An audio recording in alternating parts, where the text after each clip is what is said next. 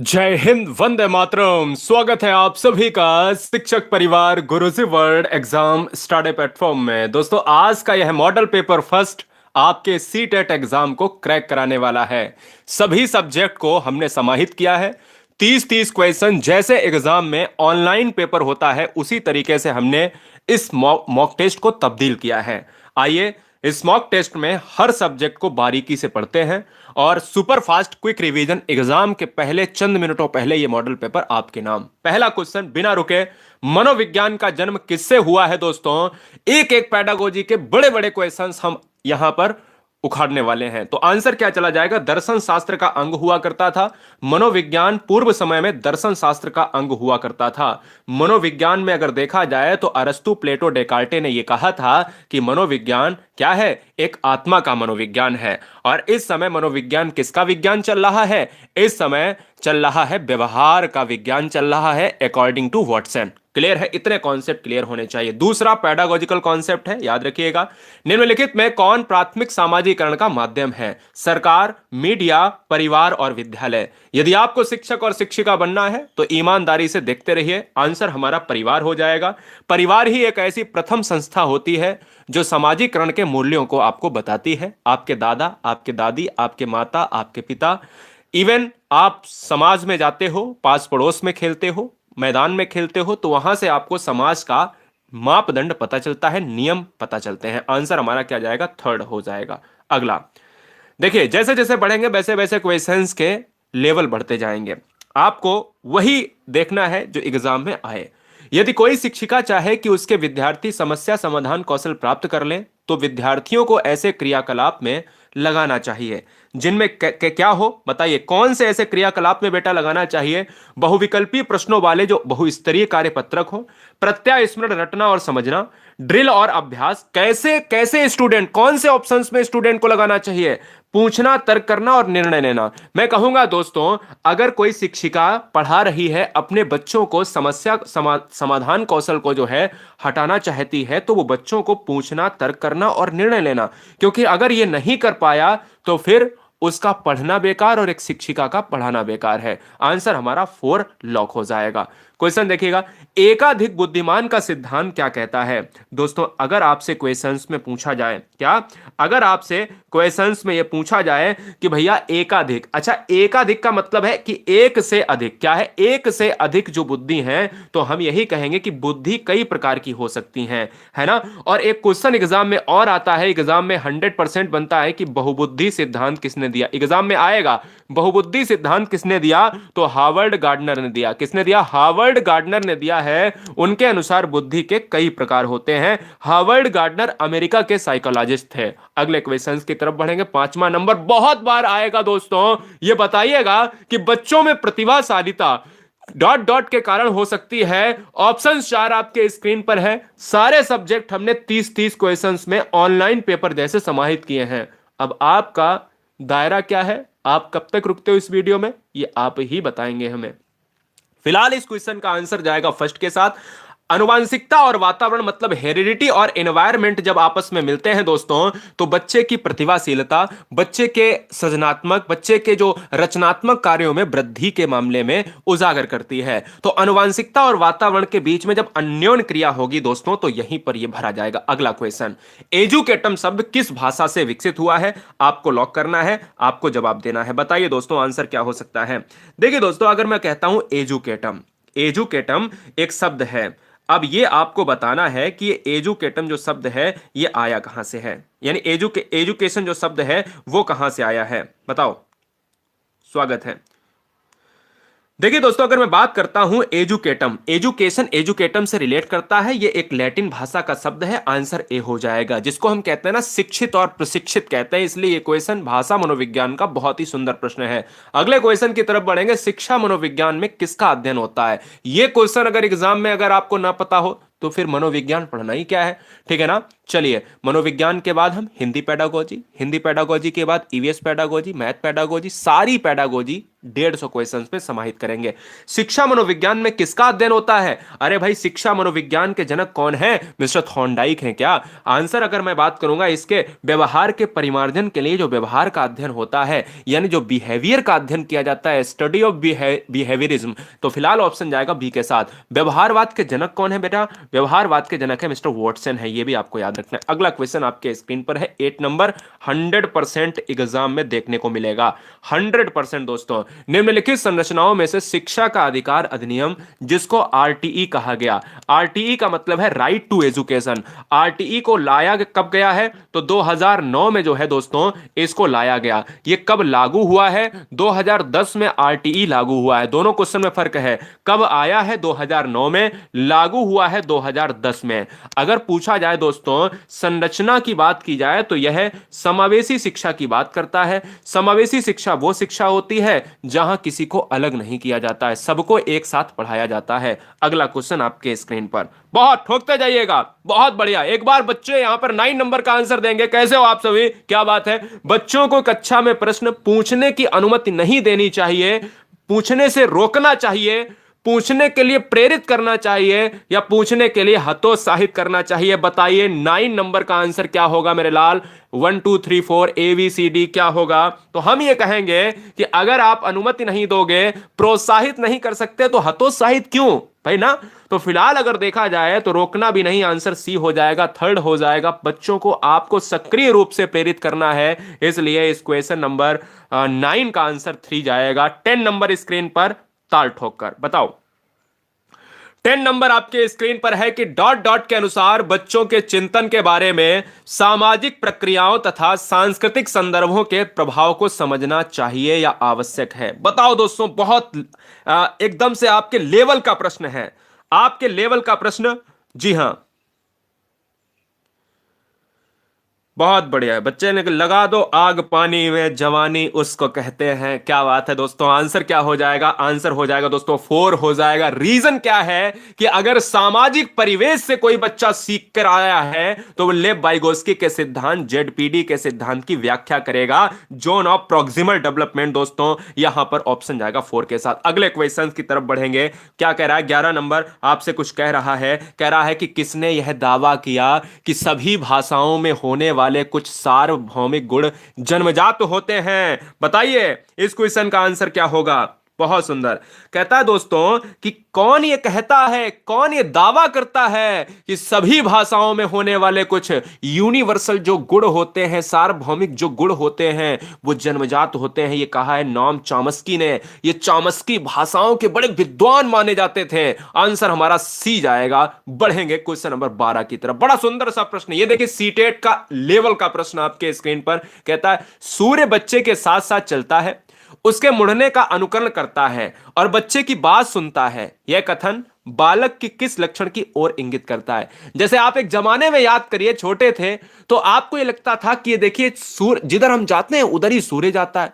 जब हम लोग शाम हो जाती थी, ठीक है ना, दिन ढल जाता था और चंद्रमा निकलता था, उस समय हम लोग जाते थे अपने पुराने घरों में या हम कहीं दूर जाते थे तो कहते थे ये चंद्रमा भी हमारे साथ चल रहा है। महसूस किया ना, हमने तो किया है महसूस। तो फिलहाल ये जो एक बच्चा कह रहा है कि वो भैया सूर्य हमारे साथ चलता है, मुड़ने का अनुकरण करता है, जहां मैं मुड़ता हूं वहीं वो जाता है, ये कैसे, ये क्या है? ये दोस्तों आपका सजीव चिंतन के साथ चला जाता है, यानी सजीवता का भाव पाया जाता है। आंसर सी हो जाएगा। क्वेश्चन नंबर दोस्तों 13 आपके स्क्रीन पर है, आपको लॉक करना है। बताइए दोस्तों, बहुत सुंदर। ए बायोग्राफिकल स्केच ऑफ इन्फेंट किसने लिखी? ए बायोग्राफिकल जो है स्केच ऑफ इन्फेंट किसने लिखी है? तो मिस्टर डार्विन ने लिखी है दोस्तों। ये क्वेश्चन नंबर बहुत ही 13 नंबर इंपॉर्टेंट है। डार्विन ने परिवर्तनवाद पर बहुत ही प्रयोग किए हैं और खैर उनके लिए वो डार्विन जाने भी जाते हैं। चलिए अगले क्वेश्चन नंबर 14 पर देखिएगा। क्वेश्चन कहता है मानकीकृत परीक्षण का अर्थ क्या है? मानकीकृत परीक्षण वो परीक्षण होता है जहां पर मानक हो, जहां पर एक मानक हो, मतलब हर व्यक्ति संतुष्ट हो उस परीक्षण से। ऐसा परीक्षण जिससे सभी, प्रत्येक वर्ग संतुष्ट हो जाए, वही एक मानकीकृत परीक्षण होता है। जैसे विश्वसनीयता, वैधता, मानकता। आंसर हमारा डी हो जाएगा क्योंकि ये तीनों कैसे हैं? ये तीनों दोस्तों पॉजिटिव हैं। आंसर हमारा डी लॉक होगा। एक क्वेश्चन बहुत ट्रेंड होता है, ये क्वेश्चन पिछले कई बार एग्जाम में 2011 से पूछा जा चुका है। इवन आपके पिछले ऑनलाइन शिफ्ट में भी एग्जाम में आया है। किस मनोवैज्ञानिक के अनुसार कौन सा ऐसा साइकोलॉजिस्ट है जो कहता है कि विकास एक सतत और धीमी प्रक्रिया है? विकास एक सतत और धीमी प्रक्रिया है, यह किसने कहा? चलो बताओ। बहुत बढ़िया, स्वागत है। देखिए दोस्तों, स्किनर वाले जो बच्चे हैं वो कहते हैं ना, स्किनर ने कहा था, यह स्किनर वाला अगर ऑप्शंस आप सी मार रहे हो तो यह आंसर हमारा सही हो जाएगा। क्यों हो जाएगा? उसका रीजन है कि स्किनर ने विकास पर अपनी बहुत परिभाषाएं दी। स्किनर की बात करें तो स्किनर ने एक चूहे पर प्रयोग किया है। क्या कमेंट कीजिएगा, बताइए, चूहे पर प्रयोग किया है, बताइए, फटाफट बताइएगा। तो फिलहाल ऑप्शन किसके साथ चला जाएगा?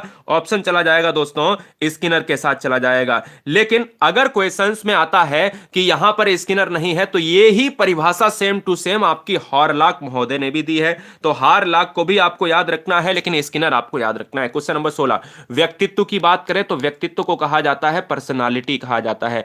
पर्सनालिटी कहा जाता है, यह शब्द आया है परसोना से, ध्यान दीजिएगा, यह शब्द परसोना से आया है और इस शब्द का मतलब होता है मुखौटा। क्या होता है? इस शब्द का मतलब होता है मुखौटा, जो आपका बाहरी जो आवरण होता है। जैसे चेहरे पे अगर किसी का, हनुमान जी का ही आप मुखौटा लगा लीजिए, काली माता का भी आपने देखा होगा मुखौटा लोग लगाए रहते हैं, या अन्य अन्य चीजों के मुखौटा आपने देखे होंगे। तो ये पर्सनालिटी का मतलब ही है दोस्तों मुखौटा। ये क्या कहता है कि विकास की अवस्था है अधिगम एवं वृद्धि, व्यक्तिवृत्त अध्ययन, उपचारात्मक अध्ययन, या फिर इनमें से कोई नहीं।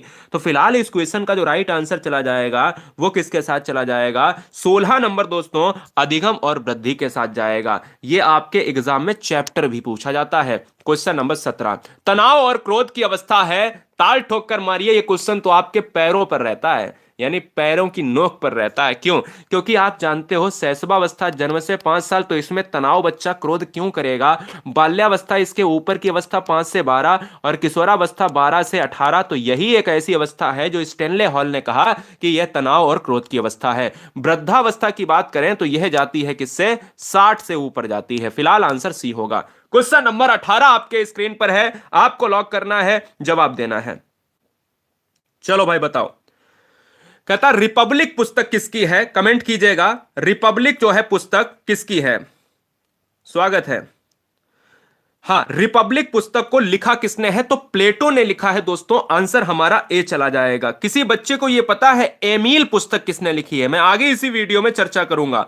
तो ये जो है रिपब्लिक पुस्तक है भैया, किसकी है? प्लेटो के द्वारा रिटन है। ये क्वेश्चन एग्जाम में ट्रेंड होता है। आपके एग्जाम में मिलान से लेकर 3 से 4 पुस्तकें पूछी ही जाती हैं।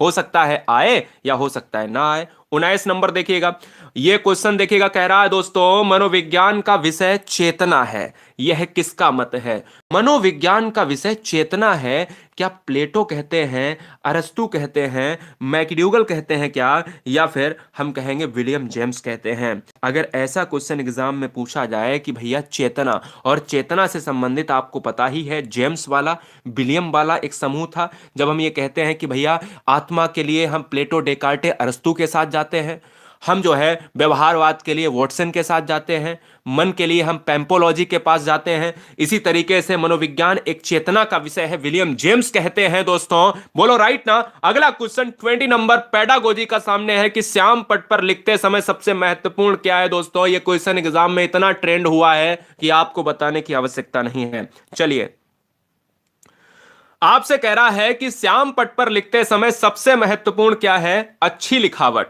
अगर कल आप एक विद्यार्थी से, अगर आप शिक्षक और शिक्षिका बनते हैं तो आप क्या करेंगे? सबसे महत्वपूर्ण आपके अंदर क्या होगा? आपकी अच्छी लिखावट ही उसको पूरा कर पाएगा। क्योंकि अगर आपकी अच्छी लिखावट नहीं है तो आप चीजों में क्या करें? आप चीजों में जो है वहां पर स्पष्टता भी नहीं दर्शा पाएंगे। बड़े अक्षरों में लिखना क्या मतलब इतना कि बोल्ड भर देना, छोटे अक्षरों में लिखना कि बच्चे को दिखाई ना दे। इसलिए आंसर हमारा ए चला जाएगा। हाँ, 20 में आपके पुस्तकों में ए और बी में बहुत मतभेद है, इसलिए आप परेशान ना हो। क्वेश्चन नंबर 21 देखिएगा, जब विकास की किसी विशेष क्षेत्र में बच्चे की क्षमता कम होती है तो वह, ये क्वेश्चन ध्यान से पढ़िएगा, सेम टू सेम ऐसे ही क्वेश्चंस मिलेंगे, थोड़ी बहुत लैंग्वेज परिवर्तित मिलेगी।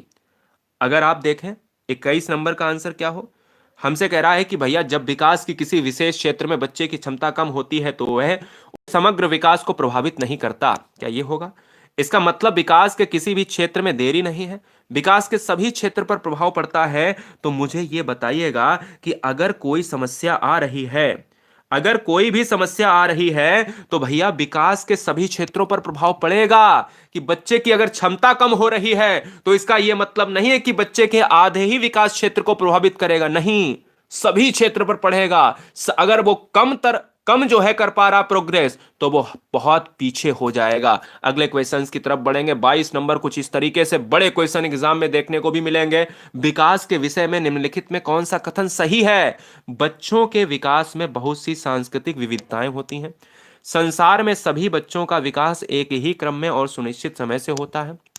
विकास सुरुचिपूर्ण होता है सुव्यवस्थित समूह की अवस्थाओं में पूर्व निश्चित आनुवंशिक घटकों के कारण होता है। या विकास एक सरल और दिशीय प्रक्रिया है जो एक दिशा में चलता है। मैं आपसे यही कहूंगा कि जो बच्चों के विकास में विविधताओं वाला अगर ऑप्शंस आप लेते हो तो मुझे यह लगता है कि सबसे बेहतर होगा। अब देखिएगा यहां पर कौन सा कथन सही पूछा गया था। यह कहता पूर्व निश्चित। अरे पूर्व निश्चित कैसे होगा? पूर्व निश्चित नहीं बेटा, सांस्कृतिक विविधताओं की बात करेंगे, इसलिए ये वाला पॉइंट यहां पर निगेटिव दे देता है। 23 नंबर आइए, विकास की बात हुई है तो विकास को यहां पर पलट देते हैं। कहता विकास शुरू होता है जिस समय आप गर्भ में थे, हम गर्भ में थे। तो बताइए क्या गर्भ से विकास शुरू हुआ था? हमें नहीं पता था, लेकिन ईश्वर कर रहा था। और ईश्वर की अगर मैं बात करूं तो प्रसव पूर्व अवस्था की बात होती है। प्रसव पूर्व अवस्था से ही एक शिशु का विकास शुरू हो जाता है। बोलो राइट? राइट ना? तो फिलहाल इस क्वेश्चन का जो राइट आंसर है वो हो जाएगा डी। अगला क्वेश्चन 24। 24 देखिएगा क्या कह रहा है। 24 कितने बच्चे अगले 30 क्वेश्चंस में तैयार हैं? हाथ खड़ा कीजिएगा। अगले सब्जेक्ट की तरफ बढ़ेंगे, मूव करेंगे। वीडियो अभी शुरू हुई है, टेंशन ना लीजिएगा। ऑनलाइन जैसा पेपर होता है वैसा ही आज मॉडल पेपर फर्स्ट करा रहा हूं। किशोरावस्था के संबंध में निम्नलिखित में से कौन सा कथन सबसे उपयुक्त है? भावनात्मक उथल पुथल की घटनाओं में वृद्धि होती है। पढ़ाई के प्रति लापरवाही जो स्वभाव होता है। ठोस कार्यों में सोच प्रतिबिंबित होने लगती है। इंटेलिजेंस कोशिएंट में जो अचानक वृद्धि होती है। इंटेलिजेंस कोशिएंट का मतलब आप समझते हो ना, जो आईक्यू बेस्ड होता है, आईक्यू लेवल होता है। तो फिलहाल इस क्वेश्चन में जो आंसर जाएगा वो किसके साथ? ऑप्शन नंबर ए चला जाएगा, क्योंकि आपको पता है यह एक ऐसी अवस्था है, 12 से 18 साल की अवस्था है, किशोरावस्था, एडोलसेंस अवस्था, जिसमें उथल पुथल की भावनाएं होती हैं, क्रोध और तनाव की अवस्था होती है। 25 नंबर आपके स्क्रीन पर है। National society of college teachers of education, जिसको कहा जाता है कि भैया यह जो संस्था है, कि भाई ये जो संस्था है कौन सी? National society of college teachers of education संस्था कहां पर है? Britain, America, France, Germany. दोस्तों हम आपको बताते हैं ये चीजें आपको अमेरिका में देखने को मिलेंगी। एग्जाम में एक ही बार ये क्वेश्चन आया है तो आपको ये भी कर लेना था। हमने कहा ये भी करा दें तो आंसर हमारा भी चला जाएगा। थॉर्नडाइक की बात करें तो अमेरिका से है, ध्यान दीजिएगा। हार्वर्ड गार्डनर की बात करें तो अमेरिका से है। स्किनर का भी संबंध अमेरिका से माना जाता है। तो इस चीज को आपको याद रखना है। चलो 26 देखिएगा। यह question very very most important है। क्वेश्चन क्या लिया मैंने? मनोविज्ञान आचरण एवं व्यवहार का यथार्थ विज्ञान है। यह किसका मत है? प्लेटो का है, विलियम जेम्स का है, मिस्टर वॉटसन का है, मैकडूगल का है। मनोविज्ञान आचरण एवं व्यवहार का यथार्थ विज्ञान है दोस्तों। यह अगर कहा है तो विलियम मैकडूगल ने कहा है। और एक पुस्तक दोस्तों लिखी है इन्होंने, outline of psychology. Outline of psychology दोस्तों एक पुस्तक लिखी है जो विलियम मैकडूगल की है। अगला क्वेश्चन 27 नंबर। मेंडल क्यों छोड़े हम? मेंडल से भी क्वेश्चन कराए दे रहे हैं। कहते हैं मेंडल ने किस पर प्रयोग किए? पहला आ सकता है कि क्वेश्चन में यह भी आ सकता है कि आनुवांशिकी के पितामह कौन है? आनुवांशिकी के पितामह कौन है? आनुवांशिकी जनक किसे कहा जाता है? तो मेंडल को कहा जाता है। आनुवांशिकी के पितामह ने चूहे व मटर पर जो है सबसे ज्यादा प्रयोग किए। मटर के साथ चूहा भी याद रखना, नहीं तो आप ये याद रखो कि मेंडल ने इतने इतने जोड़ी मटर के पौधों पर प्रयोग किया। हां सही बात है, उसके बावजूद भी उन्होंने चूहे पर प्रयोग किए। क्लियर है? चलिए, प्रथम आधुनिक शिक्षा मनोवैज्ञानिक किसे माना जाता है? अब यह क्वेश्चन हमने सिंपल सा लास्ट में डाला है। 30 क्वेश्चन के बाद दूसरा सब्जेक्ट के लिए सब रेडी हो? बहुत अच्छे। प्रथम आधुनिक शिक्षा मनोविज्ञान कौन है, मनोवैज्ञानिक कौन है? एडवर्ड थॉर्नडाइक हैं। एडवर्ड थॉर्नडाइक की बात करें तो इन्होंने दिया है प्रयास एवं त्रुटि का सिद्धांत दिया है। क्वेश्चन में आ जाए प्रयास एवं त्रुटि का सिद्धांत दिया है। क्वेश्चन अगर ये आ जाए भूल एवं त्रुटि का सिद्धांत या प्रयास एवं भूल का सिद्धांत। क्वेश्चन में अगर ये आ जाए कि बुद्धि के लिए एक सिद्धांत दिया है, बहुकारक सिद्धांत किसने दिया है। क्वेश्चन में अगर ये आ जाए कि शिक्षा मनोविज्ञान किस जो है शिक्षा मनोविज्ञानिक किसे कहा जाता है, साथ ही साथ शिक्षा मनोविज्ञान पुस्तक भी किसने लिखी है, तो थॉर्नडाइक ने लिखी है। क्लियर है, चलिए बहुत बढ़िया। एनिमल इंटेलिजेंस पुस्तक किसने लिखी है दोस्तों, मिस्टर थॉर्नडाइक ने लिखी है। क्या कमेंट कीजिएगा। 29 मध्य बचपन अवधि क्या कहलाती है। मध्य बचपन की अवस्था दोस्तों किसे माना जाता है, तो मैं आपसे कहूंगा जो मध्य बचपन की अवस्था है, मध्य बचपन की जो अवस्था है यह माना जाता है किसे, यह माना जाता है आपको 6 से 11 वर्ष को। किसे माना जाता है, 6 से 11 साल की उम्र को माना जाता है। 30 क्वेश्चन आपके स्क्रीन पर है, ताल ठोक कर लॉक किया जाए। कहता है विकास की गति एक व्यक्ति से दूसरे व्यक्ति में भिन्न होती है, जैसे हमारे में और आप में थोड़ा सा कोई ना कोई समस्या होगी। बहुत बढ़िया, चलो सर आज जन्मदिन है भाई, शुभकामनाएं। अगर जन्मदिन है, जिसका भी जन्मदिन है शुभकामनाएं। चलो 30 नंबर देखिएगा। विकास की गति एक व्यक्ति से दूसरे व्यक्ति में भिन्न होती है, किंतु यह एक डॉट डॉट नमूने का अनुगमन करती है। अनुगमन का मतलब है जैसा कोई आगे चल रहा है वैसी ही नकल करना। तो फिलहाल इस क्वेश्चन का जो राइट आंसर जाएगा क्रमबद्ध और व्यवस्थित। क्या, क्रमबद्ध और व्यवस्थित चीजें, आंसर सी हो जाएगा। अगला क्वेश्चन हम चलेंगे, अगले फैक्ट पर चलेंगे। वन शॉट के लिए तैयार हो क्या, बोलो एक बार जोश में कहो हां सर तैयार है। अगला ऑनलाइन पेपर वन शॉट में हिंदी पेडागोजी में आपके लिए यह रहा 31 नंबर क्वेश्चन, ऑनलाइन पेपर जैसा। भाषा शिक्षण की विधियां मुख्यतः किस पर निर्भर करनी चाहिए। सब्जेक्ट शुरू हो गया है हिंदी पेडागोजी, जो सीटेट में बहुत अलग पूछी जाती है। आइए सीटेट की पेडागोजी आपको यहां पर करवाते हैं। भाषा शिक्षण की विधियां मुख्यतः किस पर निर्भर करनी चाहिए, बताइएगा। बच्चों का स्तर, आयु और प्रकरण, यानी अगर बच्चे का स्तर ही आपको नहीं पता है, बच्चे की आयु ही आपको नहीं पता है और आपको पढ़ाना क्या है, तो कैसे, है ना। पढ़ा बच्चा छोटा है, पढ़ा उच्च लेवल का रहे हो, बच्चे के सिलेबस में कुछ और है, आप कोई और प्रकरण लेके बैठे हो, तो इसलिए यह सबका ध्यान रखना चाहिए। 32 नंबर स्क्रीन पर यह रहा, 32 नंबर स्क्रीन पर यह रहा दोस्तों। बताइएगा, कह रहा है कि कविता शिक्षण में कौन सा तत्व उसे गद्य से अलग करता है। अरे गद्य एक होता है पद्य, पद्य में आती है कविता और गद्य में दोस्तों क्या आती है, गद्य में आती है कहानी। समझो मेरी बात, दो चीजें आपको नहीं पता है, पता है, सब पता है। पद्य में आती है कविता और गद्य में आती है कहानी, तो बताओ कैसे ये अलग हैं। अरे गद्य दोस्तों अगर कहानी है तो कहानी को गाया नहीं जाएगा, पद्य में अगर कविता है तो पद्य में कविता को गाया जाएगा, है ना। तो गेयता के आधार पर दोस्तों पद्य और गद्य हमेशा अलग होते हैं। भाई अगर कोई भी पूछ दे आपसे कि कविता और कहानी में अंतर क्या है, तो आप यही कहोगे कि कहानी दोस्तों नॉर्मल तौर पर आप मौन वाचन में पढ़ सकते हो, लेकिन कविता को मौन वाचन में आप नहीं, क्योंकि कविता तो गाकर ही पढ़ी जाएगी, इसलिए यह बात ध्यान रखना। अगला क्वेश्चन 33 नंबर, अर्थ की गहनता। यह क्वेश्चन हम पूरी तरीके से गोल्डन करा रहे हैं, मतलब इससे सरोकार नहीं आप कर सकते, इसका कोई तोड़ आप निकाल नहीं सकते। बस आप कुछ ना करें, सब्सक्राइब करें अन्यथा ना करें, मैंने पूरे वीडियो में नहीं कहा, मैं ना कहूंगा। वीडियो स्टार्ट हुई है, बस एंजॉय करें। 33 नंबर देखिए क्या कह रहा है, अर्थ की गहनता को समझने में कौन सी पद्धति सर्वाधिक रूप से सहायक है।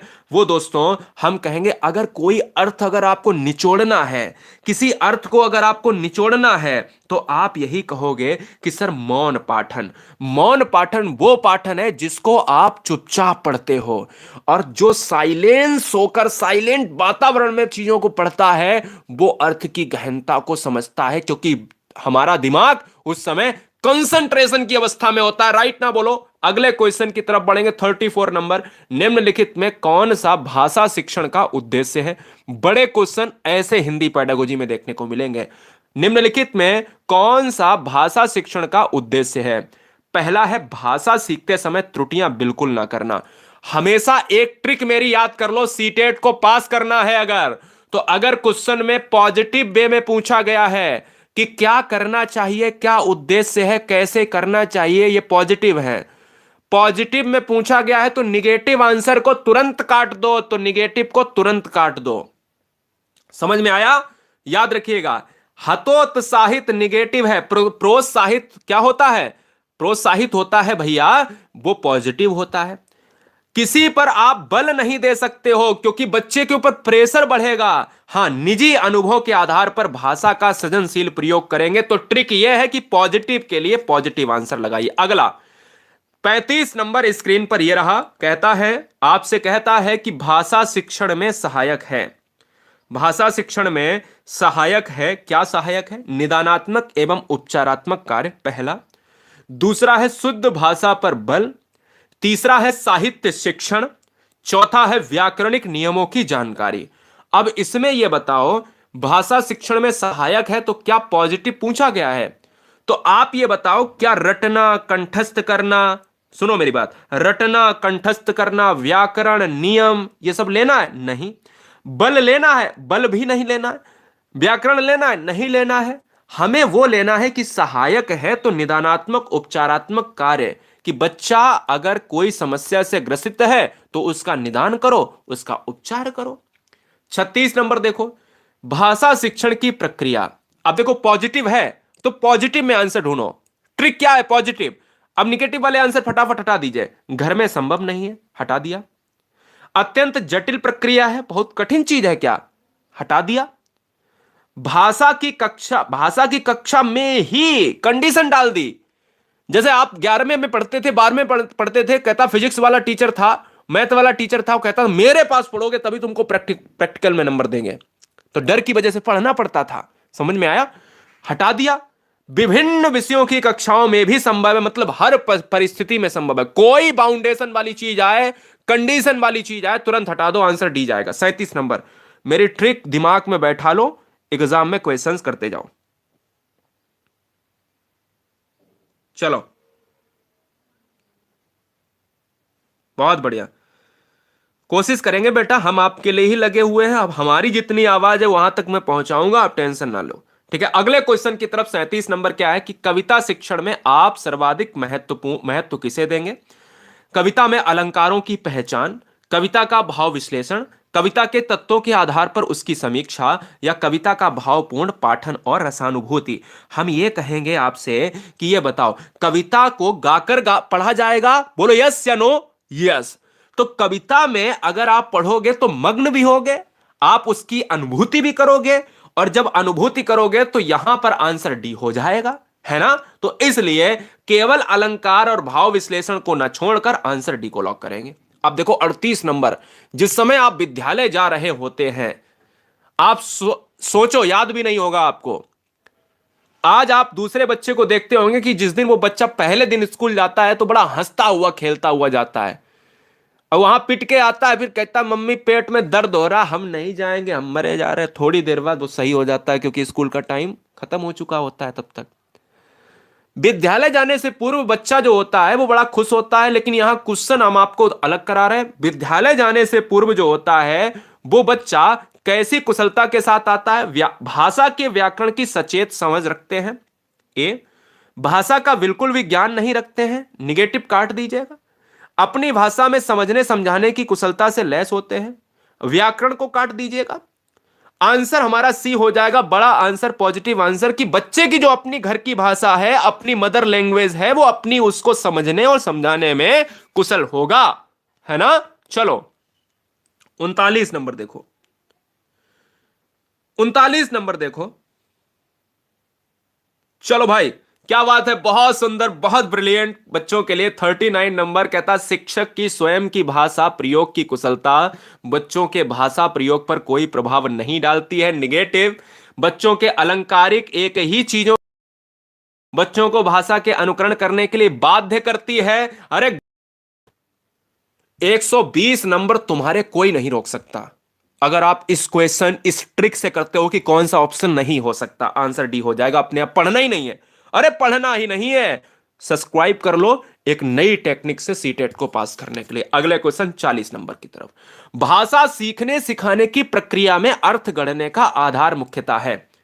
अब यह बताओ, अगर बच्चे को भाषा सीखना और सिखाना हो तो यह बताओ लोगों का होना जरूरी है या नहीं? बोलो यस या नो। हाँ, होना जरूरी है। परिवार होना जरूरी है, समाज होना जरूरी है, खेल का मैदान होना जरूरी है, तो हमारा सामाजिक सांस्कृतिक परिवेश होना जरूरी है। उसी की तो बात कर रहा हूं, उसी की बात कर रहा हूं। आंसर डी हो जाएगा। अगले क्वेश्चन 41 नंबर पर बढ़ेंगे। तैयारी आयाम के अंतर्गत विषय का परिचय दिया जाता है।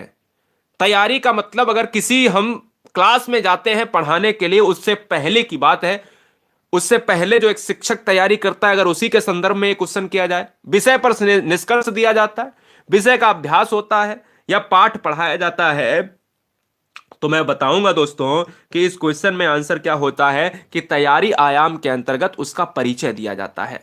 आंसर हमारा फर्स्ट हो जाएगा। एक क्वेश्चन आपसे मैं पूछता हूं, जैसे आप लोग आजकल मोबाइल पर व्हाट्सएप पर टाइपिंग करते हो, है ना, मैसेज टाइप को टाइपिंग ही तो बोलेंगे। या आप कंप्यूटर को सीखने कभी गए होंगे या गई होंगी तो आपने टाइपिंग सीखी होगी। लेकिन कोई अगर टाइपिंग ना सीखे, लेकिन व्हाट्सएप पर जो टाइपिंग तुम लोगों की होती है रात के 11-12 बजे, वो झड़ाझड़ होती है। ठीक है ना? बहुत बढ़िया। हम अपने पीडीएफ के वर्क करते हैं और बच्चे जो है हमको बहुत सारे मैसेज करते हैं, लेकिन कभी कभी नहीं देख पाते हैं, हमारी टीम उनको रिप्लाई देती है। तो यहां पर टाइपिंग सीखने का मतलब होता है विचारात्मक और क्रियात्मक, क्रियात्मक और विचारात्मक, क्रियात्मक। अब ध्यान दो, इसमें जो आंसर हो जाएगा वो क्रियात्मक अधिगम हो जाएगा। अच्छा, 2 बार दे दिया है आंसर बेटा, दूसरा और चौथा यहां पर सही हो जाएगा। क्रियात्मक अधिगम वो होता है जहां पर क्रिया करके आप सीखते हो, पेट से सीख कर नहीं, क्रिया करके सीख के आए हो। अंगूठा चल रहा है दन दनादन। आंसर हमारा दूसरा और चौथा। 43 नंबर आपके स्क्रीन पर। 43 नंबर आपके स्क्रीन पर यह है कि जब व्यवहार का केंद्र भाषा हो तो भाषा अधिगम किससे जुड़ता है? जब व्यवहार का केंद्र भाषा हो तो भाषा अधिगम किससे जुड़ता है? शिक्षण एवं अभिव्यक्ति से। इंपॉर्टेंट है, इसको मैं लिख रहा हूं तो समझ लो इंपॉर्टेंट है। शिक्षण तथा अनुभव से, अनुभव तथा विषय से, या अनुभव तथा शिक्षक से। इस क्वेश्चन की बात करें 43 नंबर, तो आंसर होगा शिक्षण तथा अनुभव से। आंसर हमारा बी जाएगा। क्लियर है? चलेंगे अगले क्वेश्चन की तरफ। और क्वेश्चंस दोस्तों आपके स्क्रीन पर है 44 नंबर। अधिगम से प्रश्न ले लेता हूं। अधिगम का मतलब होता है लर्निंग होता है। क्या होता है? लर्निंग होता है। अधिगम का मतलब होता है दोस्तों सीखना होता है। अधिगम का मतलब होता है कि अगर सीख रहा है कोई बच्चा तो स्थायी रूप से सीखेगा। अधिगम का स्थायी रूप से परिवर्तन ही अधिगम है। मेरी बात समझ गए ना? परिवर्तन ही अधिगम है। एक परिभाषा याद आ रही है कि व्यवहार के द्वारा व्यवहार में परिवर्तन ही अधिगम है। ये किसने कहा था? गिलफोर्ड ने कहा था। सीखना यानी अधिगम एक उत्तरोत्तर प्रक्रिया है। ये किसने कहा था? स्किनर ने कहा था। और अधिगम की बात करें तो क्या परिवर्तनशील है? बिल्कुल परिवर्तनशील है, क्योंकि आज हमें मैथ नहीं आती है, हम ट्राई करेंगे, बार बार ट्राई करेंगे, मैथ आ जाएगी। बार बार ट्राई करेंगे, सीटेट क्रैक होगा। बार बार ट्राई करेंगे, सरकारी जॉब आएगी। क्या पहले था? नहीं था। पेट से लेकर आए थे? नहीं। आंसर क्या हो जाएगा? परिवर्तनशील। 45 नंबर। 45 कह रहा है कि किस माहौल में सीखने के लिए बच्चों को अधिक प्रयास नहीं करना पड़ता? यह आपके ऊपर क्वेश्चन है। पहला, दूसरा, तीसरा, चौथा। कहां पर ज्यादा प्रयास नहीं करना पड़ता? जहां किसी भी प्रकार से भाषा सीखने की स्वतंत्रता हो, जहां सिर्फ मातृभाषा सीखने की स्वतंत्रता हो, जहां केवल पुस्तकों द्वारा। अब केवल वाले निगेटिव आंसर, सिर्फ विद्यालय, क्या वहां पर हम ऑप्शंस को ले सकते हैं? अरे भाई, हमें जब भी क्वेश्चंस में कंडीशन में आ जाए, सिर्फ सिर्फ कंडीशन में, देखिए सिर्फ आ जाए, केवल आ जाए, कंडीशन डाल दे दोस्तों, तो मुझे लेना ही नहीं है। समझ में आया? तो जहां पर बच्चों को अधिक प्रयास नहीं, क्योंकि बच्चा स्वतंत्र है और स्वतंत्रता में चीजों को सीखा जा सकता है, और स्वतंत्रता में ही चीजों को सीखा जा सकता है। अगर आपको बेड़ियों में बांध दे तो आपका दिमाग चल पाएगा नहीं। अगला 46, निम्नलिखित में कौन सा प्रश्न बच्चों की भाषा क्षमता के विकास में सर्वाधिक सहायक है? थोड़ा सा तेज बढ़ेंगे। तीसरा सब्जेक्ट, दूसरा सब्जेक्ट कौन बच्चा तैयार है करने के लिए? दूसरा सब्जेक्ट शुरू होने वाला है 60वें क्वेश्चन के बाद दोस्तों। हाथ स्टैंड करें दोस्तों, हैंड्सअप करें, डाल डाल का उपयोग करते हुए वाक्य बनाओ। बड़ा इंटरेस्टिंग क्वेश्चन पेडागोजी का। यही क्वेश्चन एग्जाम में ऐसा ही पूछा जाएगा। देखिए, कहता है कि निम्नलिखित में कौन सा प्रश्न बच्चों की भाषा क्षमता के विकास में सर्वाधिक सहायक है? डाल डाल का उपयोग करते हुए वाक्य बनाओ। तितली कली के पास कब गई और क्यों गई, तितली और कली ने क्या खेल खेला, तुम्हारी मनपसंद किताब कौन सी है। अब देखो, इसमें अगर चारों ऑप्शंस में अगर आपसे जवाब मांगे तो इसमें सबसे बड़ा जवाब किसका होगा। तुम्हारी मनपसंद किताब कौन सी अगर मैं आपसे कहूंगा तो आप ये कह दोगे कि मेरी मनपसंद किताब है, कौन सी है, गोदान या गबन है, एक पुस्तक बता दोगे या मैथ की बता दोगे, बात खत्म हो जाएगी, आंसर हो गया। तितली और कली ने क्या खेल खेला, कबड्डी खेली, मान लो कबड्डी खेली, बात खत्म हो गई। डाल डाल का उपयोग करते हुए वाक्य बनाओ, एक वाक्य बना दिया, बात खत्म हो गई। लेकिन अगर विकास में सर्वाधिक सहायक है तो आंसर बी हो जाएगा, तितली कली के पास कब गई होगी। कब गई होगी तो सोचोगे, पता नहीं है, सोचोगे कि अरे ये टाइम हो सकता है कि तब गई होगी, हाँ मुझे लगता है। और क्यों गई होगी, चार लोगों के बीच में कहा इसलिए गई होगी कि उसकी जिज्जी की शादी है, आंसर बी जाएगा। और उसके बारे में कहीं ना कहीं बहुत चीजें, ये क्या है, ये क्रिएटिविटी है, ये सृजनात्मकता है दोस्तों, समझिएगा, खेल खेल में आपको सिखा रहे हैं हम आपको, बहुत बढ़िया। चलो बताइएगा, सुनीता अक्सर सा को सा बोलती है, सुनीता की भाषा शिक्षिका के रूप में आप इस स्थिति के बारे में क्या कहेंगे। यानी अगर आप एक भाषा शिक्षिका हैं तो उस सुनीता को सा बोलती है, यानी हर तरीके का सा अलग होता है, कोई सा होता है, ये वाला होता है, इसके अलावा ये वाला होता है, ये ऊष्म व्यंजन होते हैं। अगर मैं आपसे कहूं इसका निदान आप एक शिक्षिका के रूप में आप कैसे करेंगे, या कौन सी स्थिति हो सकती है ऑप्शन के हिसाब से, आपको लॉक करना है।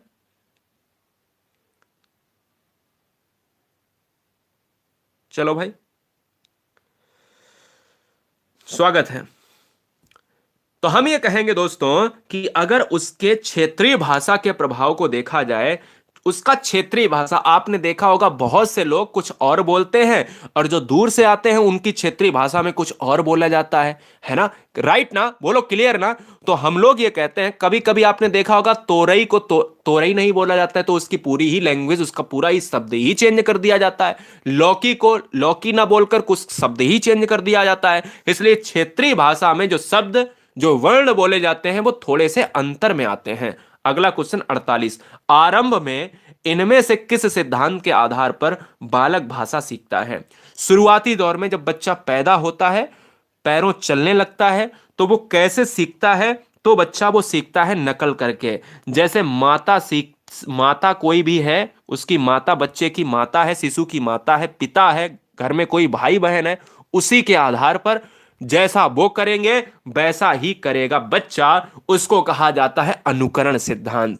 शुरुआती दौर में बच्चा नकल करके सीखता है, दूसरों को देखकर सीखता है, अनुकरण सिद्धांत के ऊपर सीखता है। अगला 49, शिक्षण सूत्र के माध्यम से भाषा शिक्षण, बड़ा बेहतरीन पॉइंट है।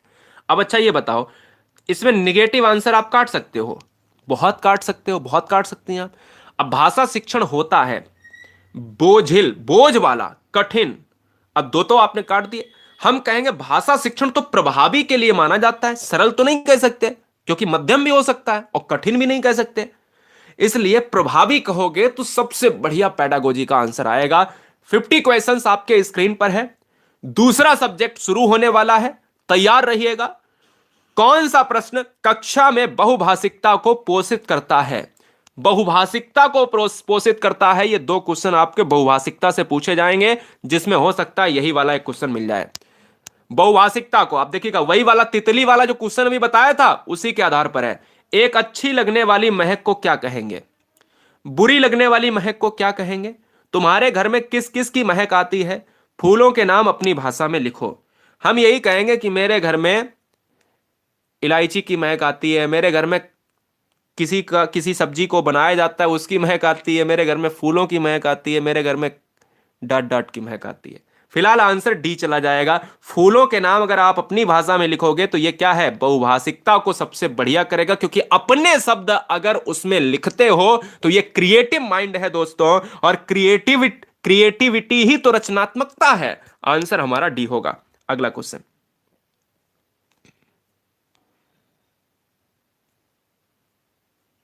चलो भाई स्वागत है क्वेश्चन नंबर 51 में। भाषा सीखने और सिखाने का सही क्रम क्या है? कौन बच्चा करेगा दोस्तों?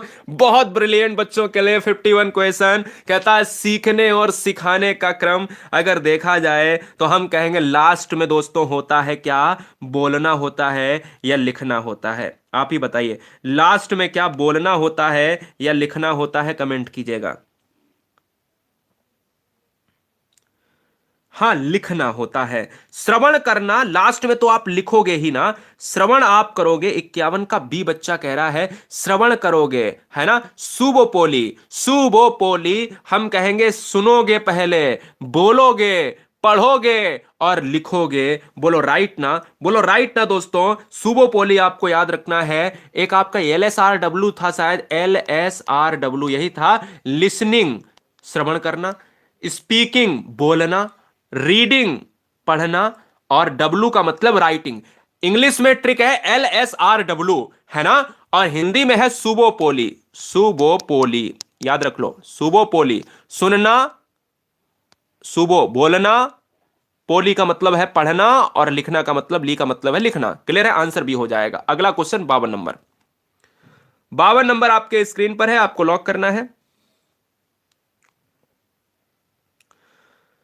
52 कह रहा है भाषा शिक्षण में दृश्य श्रव्य साधनों के प्रयोग का मुख्य प्रयोजन क्या है? भाषा शिक्षण में दृश्य श्रव्य का मतलब होता है, जैसे टीवी एक कैसा साधन है? दृश्य श्रव्य साधन है। विद्यार्थियों की विभिन्न इंद्रियों को क्रियाशील बनाना, शिक्षण में विविधता लाना, रोचकता का संचार करना और मनोरंजन करना। ये चारों ऑप्शन पॉजिटिव हैं। ऐसी पेडागोजी को सॉल्व करने के लिए, ऐसे क्वेश्चन को सॉल्व करने के लिए सबसे बढ़िया यह है कि बड़े आंसर और पॉजिटिव आंसर को देखो कि अगर बच्चे की इंद्रियां ही अगर कुछ क्रियाशील बन जाती हैं तो उससे बढ़िया आंसर नहीं हो सकता। इसलिए 52 का आंसर ए होगा। 53 नंबर देखो, शिक्षण प्रक्रिया को रुचिकर बनाने में शिक्षण सामग्री सहायक होती है। शिक्षण प्रक्रिया को रुचिकर बनाने में शिक्षण सामग्री सहायक होती है। आंसर ए होगा, बी होगा, सी होगा, डी होगा।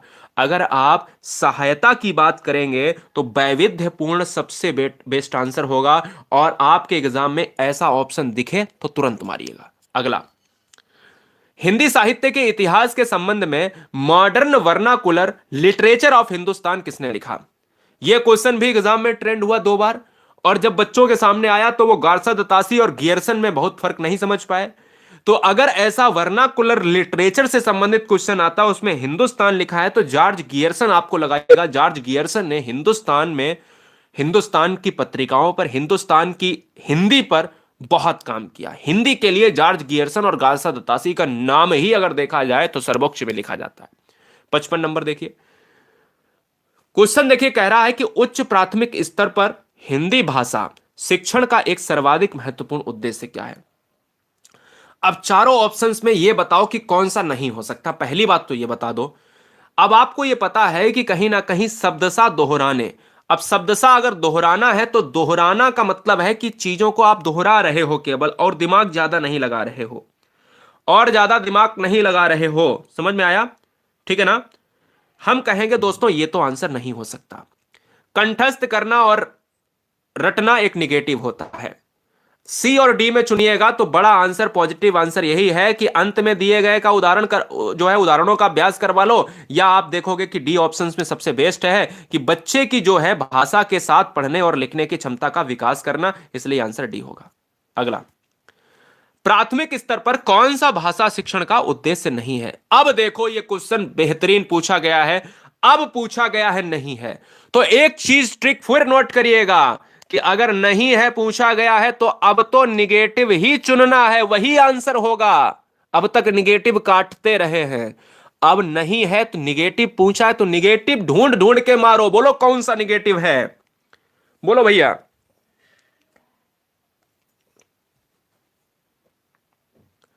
अपने द्वारा कही गई बात को तार्किक पुष्टि करना पॉजिटिव है। भाषा का सृजन एवं कल्पनाशील प्रयोग करना पॉजिटिव है। रचनाओं के माध्यम से विभिन्न विषयों में जुड़ना यह पॉजिटिव है। ये तीनों पॉजिटिव है, आंसर नहीं हो सकते क्योंकि नहीं है, हमें कंठस्थ करना लगाना था। आंसर डी हो गया। 57 नंबर, गद्य शिक्षण में काठिन्य निवारण किया जाता है वस्तु को दिखाकर, वस्तु को प्रत्यक्ष दिखाकर, चित्र दिखाकर, मॉडल दिखाकर, उपयुक्त सभी। तो मैं कहता हूं कि सब कुछ अगर दिखा देते हो फिर भी नहीं होता है तो फिर क्या मतलब है? गद्य शिक्षण में काठिन्य निवारण उपयुक्त सभी से होगा, क्योंकि तीनों चीजें हैं। अगर आप आंखों के सामने दिखा देते हो, चित्र सामने पोस्टर लगा देते हो, पूरा मॉडल ही दिखा देते हो, तो इससे बेस्ट आंसर क्या होगा। दूसरा सब्जेक्ट शुरू होने वाला है 61 नंबर से, सभी बच्चे तैयार रहे। आपका इंतजार एनवायरमेंट में मैं करूंगा दोस्तों। ईवीएस में स्वागत है सभी का।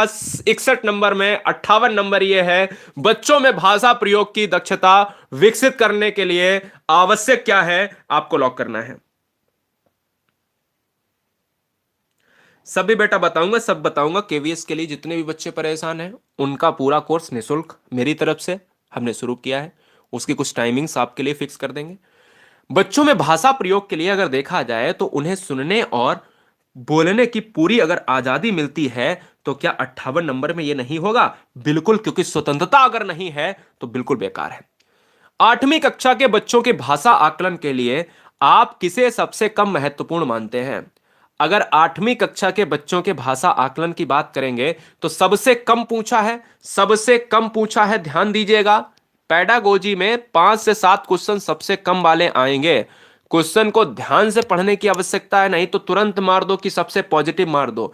किसी कहानी को नाटक में रूपांतरित करना, यह सबसे बढ़िया वाला ऑप्शन बैठता अगर ये वाला मार देते। साहित्यिक समारोह का आयोजन कराना, ये क्वेश्चन मैंने कराया है पहले। लिखित परीक्षाओं का आयोजन कराना, अरे भाई साहित्यिक समारोह की बात कर रहे हैं, बच्चा छोटा है दोस्तों और उसमें साहित्यिक समारोह घुसेड़ रहे हो, यही सबसे कम होगा। 60वां क्वेश्चन है, रूपा से क्वेश्चन है कि रूपा बड़े समूह के अपने जो अपनी बात होती है उसको कहने में अटकती है।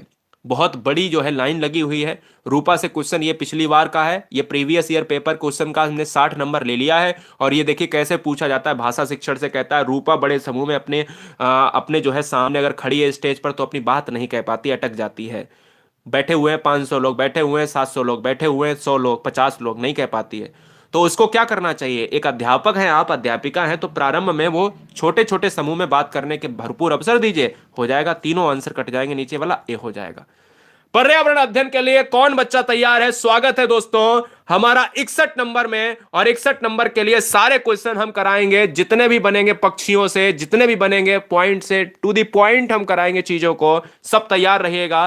पर्यावरण अध्ययन में 61 नंबर आपका इंतजार कर रहा है। देखो ऑनलाइन पेपर में पर्यावरण कैसी आती है, तो ये पर्यावरण का पहला क्वेश्चन मानिएगा, क्योंकि 61 नंबर आपको यहां पर दिख रहा है। 61 नंबर आपको दिख रहा है, 90 तक पर्यावरण को उखाड़ेंगे। पहला क्वेश्चन आपके स्क्रीन पर है, कौन सी बीमारी दूषित जल से पीने से होती है? दूषित जल पीने से होती है। अगर इस क्वेश्चन को देखा जाए तो मैं यही कहूंगा कि टाइफाइड एक ऐसी बीमारी है जो दूषित जल से होती है, क्योंकि जिस समय टाइफाइड होता है उस समय फीवर भी होता है। टाइफाइड को आंत्र ज्वर कहा जाता है। क्या कहा जाता है? आंत्र ज्वर कहा जाता है। ये आंतों को पूरी तरीके से खत्म करता है, यानी डैमेज करता है। एड्स की बात करें, जो वायरस होता है वो एचआईवी होता है, और एड्स जो होता है ये वायरस डिजीज यानी वायरस से होती है, वायरस है, ठीक है ना। एनीमिया की बात करें तो रक्त की कमी को एनीमिया कहा जाता है। और टिटनेस की बात करें दोस्तों, टिटनेस तब होता है जब हमें कोई भी जंग लगी हुई चीज अगर हो जाए, उसमें भी दोस्तों टिटनेस की बात करें तो ये टिटनेस बैक्टीरियल प्रभाव होता है, बैक्टीरियल इंफेक्शन होता है। फिलहाल इस क्वेश्चन का आंसर बी हो जाएगा। चलिए 62 नंबर देखिएगा। 62 क्या कह रहा है? थोड़ा सा फास्ट पढ़ेंगे क्योंकि ये क्वेश्चन इतना आसान होते हैं जो एग्जाम में आप ट्रेंड कर जाओगे। हाँ, 61 से लेकर 90 के बीच में हम लेवल को बढ़ा रहे हैं, ध्यान दीजिएगा। क्वेश्चन क्या है? निम्नलिखित में कौन सा स्वस्थ हड्डियों के लिए आवश्यक है? हड्डियों के लिए आवश्यक है, क्योंकि 15 कॉन्सेप्ट वाले क्वेश्चन ईवीएस में पूछेंगे और 15 आपके आएंगे ईवीएस पेडागोजी के क्वेश्चन, तो दोनों पर नजर रखनी है। आंसर हमारा क्या जाएगा? हमारा जाएगा दोस्तों कैल्शियम एवं विटामिन डी, क्योंकि अस्थियों के लिए सूर्य की रोशनी भी जरूरी है और अस्थियों के लिए कैल्शियम भी जरूरी है, इसलिए डी आंसर हो जाएगा। विटामिन डी का जो रासायनिक नाम है वो है कैल्सीफेराल। क्या है? कैल्सीफेराल है, ये आपको याद रखना है। और विटामिन जो है वो विटामिन अगर मैं बात कर लेता हूं विटामिन ए की, तो ये होता है क्या? रेटिनॉल होता है, ठीक है ना। और विटामिन के की बात करें तो ये होता है रक्त से संबंधित। चलिए एक और विटामिन से क्वेश्चन करते हैं। क्वेश्चन में ये भी आता है, बताइए दूध में कौन सा विटामिन नहीं पाया जाता है? तो विटामिन सी नहीं पाया जाता है पहला। विटामिन सी की कमी से होने वाली बीमारी क्या है? तो स्कर्वी हो जाएगी। बेरी बेरी की बात करें तो दोस्तों बी होता है। रतौंधी की बात करें तो ए होता है।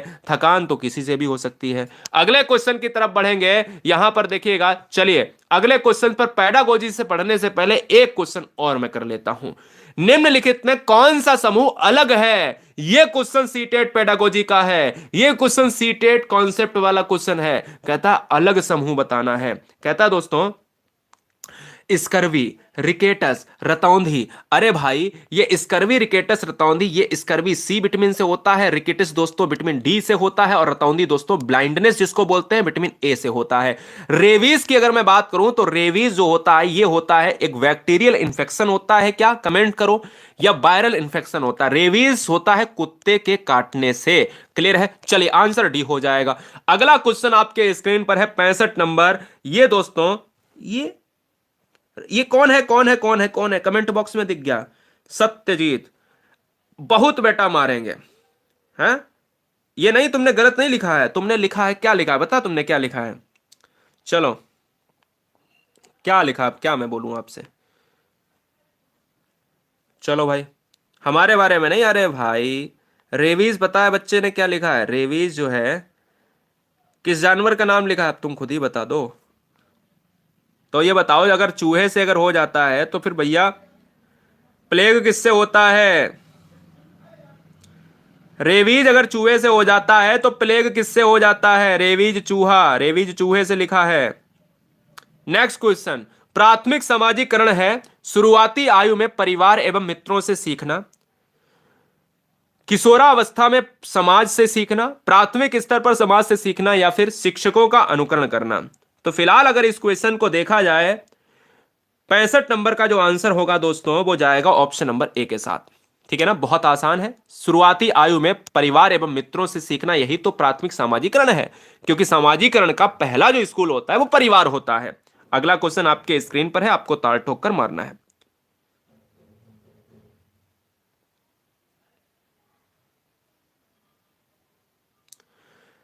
क्वाशियोर्कर नामक रोग डॉट डॉट की कमी से होता है। क्वाशियोर्कर नामक रोग जो है डॉट डॉट की कमी से होता है। अगर यह देखा जाए तो एक रोग होता है मैरम्मस, दो ही रोग ऐसे होते हैं, एक मैरम्मस होता है, दूसरा क्वाशियोर्कर होता है जिसको क्वाशियोर्कर कहा जाता है। ये दोनों रोग दोस्तों बच्चों में होते हैं, ध्यान दीजिएगा, दोनों रोग बच्चों में होते हैं, और दोनों रोग बच्चों में प्रोटीन की कमी से होते हैं। दोनों चीजें एक साथ बता रहा हूं। आयोडीन से नहीं होते हैं, अरे मेरे लाल, आयोडीन की कमी से घेंगा रोग होता है। ठीक है ना, प्रोटीन की बात मैं कर रहा हूं। क्वाशियोर्कर रोग होता है प्रोटीन की कमी से होता है, फॉर चाइल्ड की बात करेंगे, बच्चों में होता है। अगला क्वेश्चन 67 नंबर, चिपको आंदोलन किस राज्य से संबंधित है? चिपको आंदोलन की बात करें तो चिपको आंदोलन उत्तराखंड में 70 के दशक में शुरू हुआ था। उस समय उत्तर प्रदेश और उत्तराखंड एक ही थे। उत्तराखंड में शुरू हुआ था। उत्तराखंड में चमोली जिला था दोस्तों, क्या चमोली जिला था, और रैणी गांव था। क्या था? रैणी गांव था, वहां से शुरू हुआ था। ये आपको बात याद रखनी है। बहुत सुंदर। यहां पर आप देखिएगा समुद्री लिख लीजिएगा। समुद्री शैवाल किसका महत्वपूर्ण स्रोत है? समुद्री शैवाल किसका महत्वपूर्ण स्रोत है? तो समुद्री शैवाल के लिए आप आयोडीन अगर लॉक कर रहे हैं, थोड़ा सा तेज आप लॉक करेंगे, थोड़ा सा तेज मारेंगे। समुद्री शैवाल के लिए अगर आयोडीन की बात कर रहे हैं तो बहुत अच्छी बात है। लोहा की बात करेंगे तो लोहा हमारे शरीर में रक्त की कमी को पूरा करता है। क्लोरीन की बात करेंगे तो क्लोरीन पानी को साफ रखने में मदद करता है। और आयोडीन की बात करेंगे तो आयोडीन का 68 नंबर है, और इसी की कमी से होता है गलकंड या घेंगा रोग। घेंगा को गलकंड रोग भी कहा जाता है। आइए हम इसके आगे देखिए, यहां से इतने अच्छे क्वेश्चंस, नारियल, चीड़, सेब, लीची, कौवा, गौरैया सब कुछ करने वाले हैं। दो क्वेश्चन 69 और 70 देखिएगा। एक विटामिन से क्वेश्चन और करते हैं, जो हमेशा ही 2 से 3 क्वेश्चन विटामिन से पूछा जाता है कॉन्सेप्ट में, कि किस विटामिन की कमी से घाव से रक्त का बहना नहीं रुकता है। आपको बताना है, आपको जवाब देना है। अगर आप विटामिन के की बात करें, के की बात करें तो के इस क्वेश्चन का आंसर हो जाएगा, रक्त का स्कंदन नहीं होता। रक्त का बेटा स्कंदन नहीं होता। और विटामिन के का जो रासायनिक नाम होता है वो क्या होता है बताइए? विटामिन के का जो रासायनिक नाम होता है वो क्या होता है, आज आपसे यही मैं पूछूंगा, क्योंकि आप विटामिन के और आप विटामिन ई में बहुत कंफ्यूज हो जाते हो जाती हैं। फटाफट बताइए। हां, अगर आपके कट लग जाए कहीं पर शरीर में, तो रक्त अगर आपका रुके ना, यानी हमेशा बहता रहे, तो उसको कहा जाता है विटामिन के की कमी से होने वाला रोग। फिलोक्विनीन होता है बेटा, क्या फिलोक्विनीन होता है, याद रखिएगा। अगले क्वेश्चंस की तरफ बढ़ेंगे कि निम्नलिखित में कौन सी एयरलाइंस वर्तमान में सेवा में नहीं है। वर्तमान में सेवा में नहीं है, यह क्वेश्चन आया हुआ है। चलो, हाँ, सेवा में नहीं है।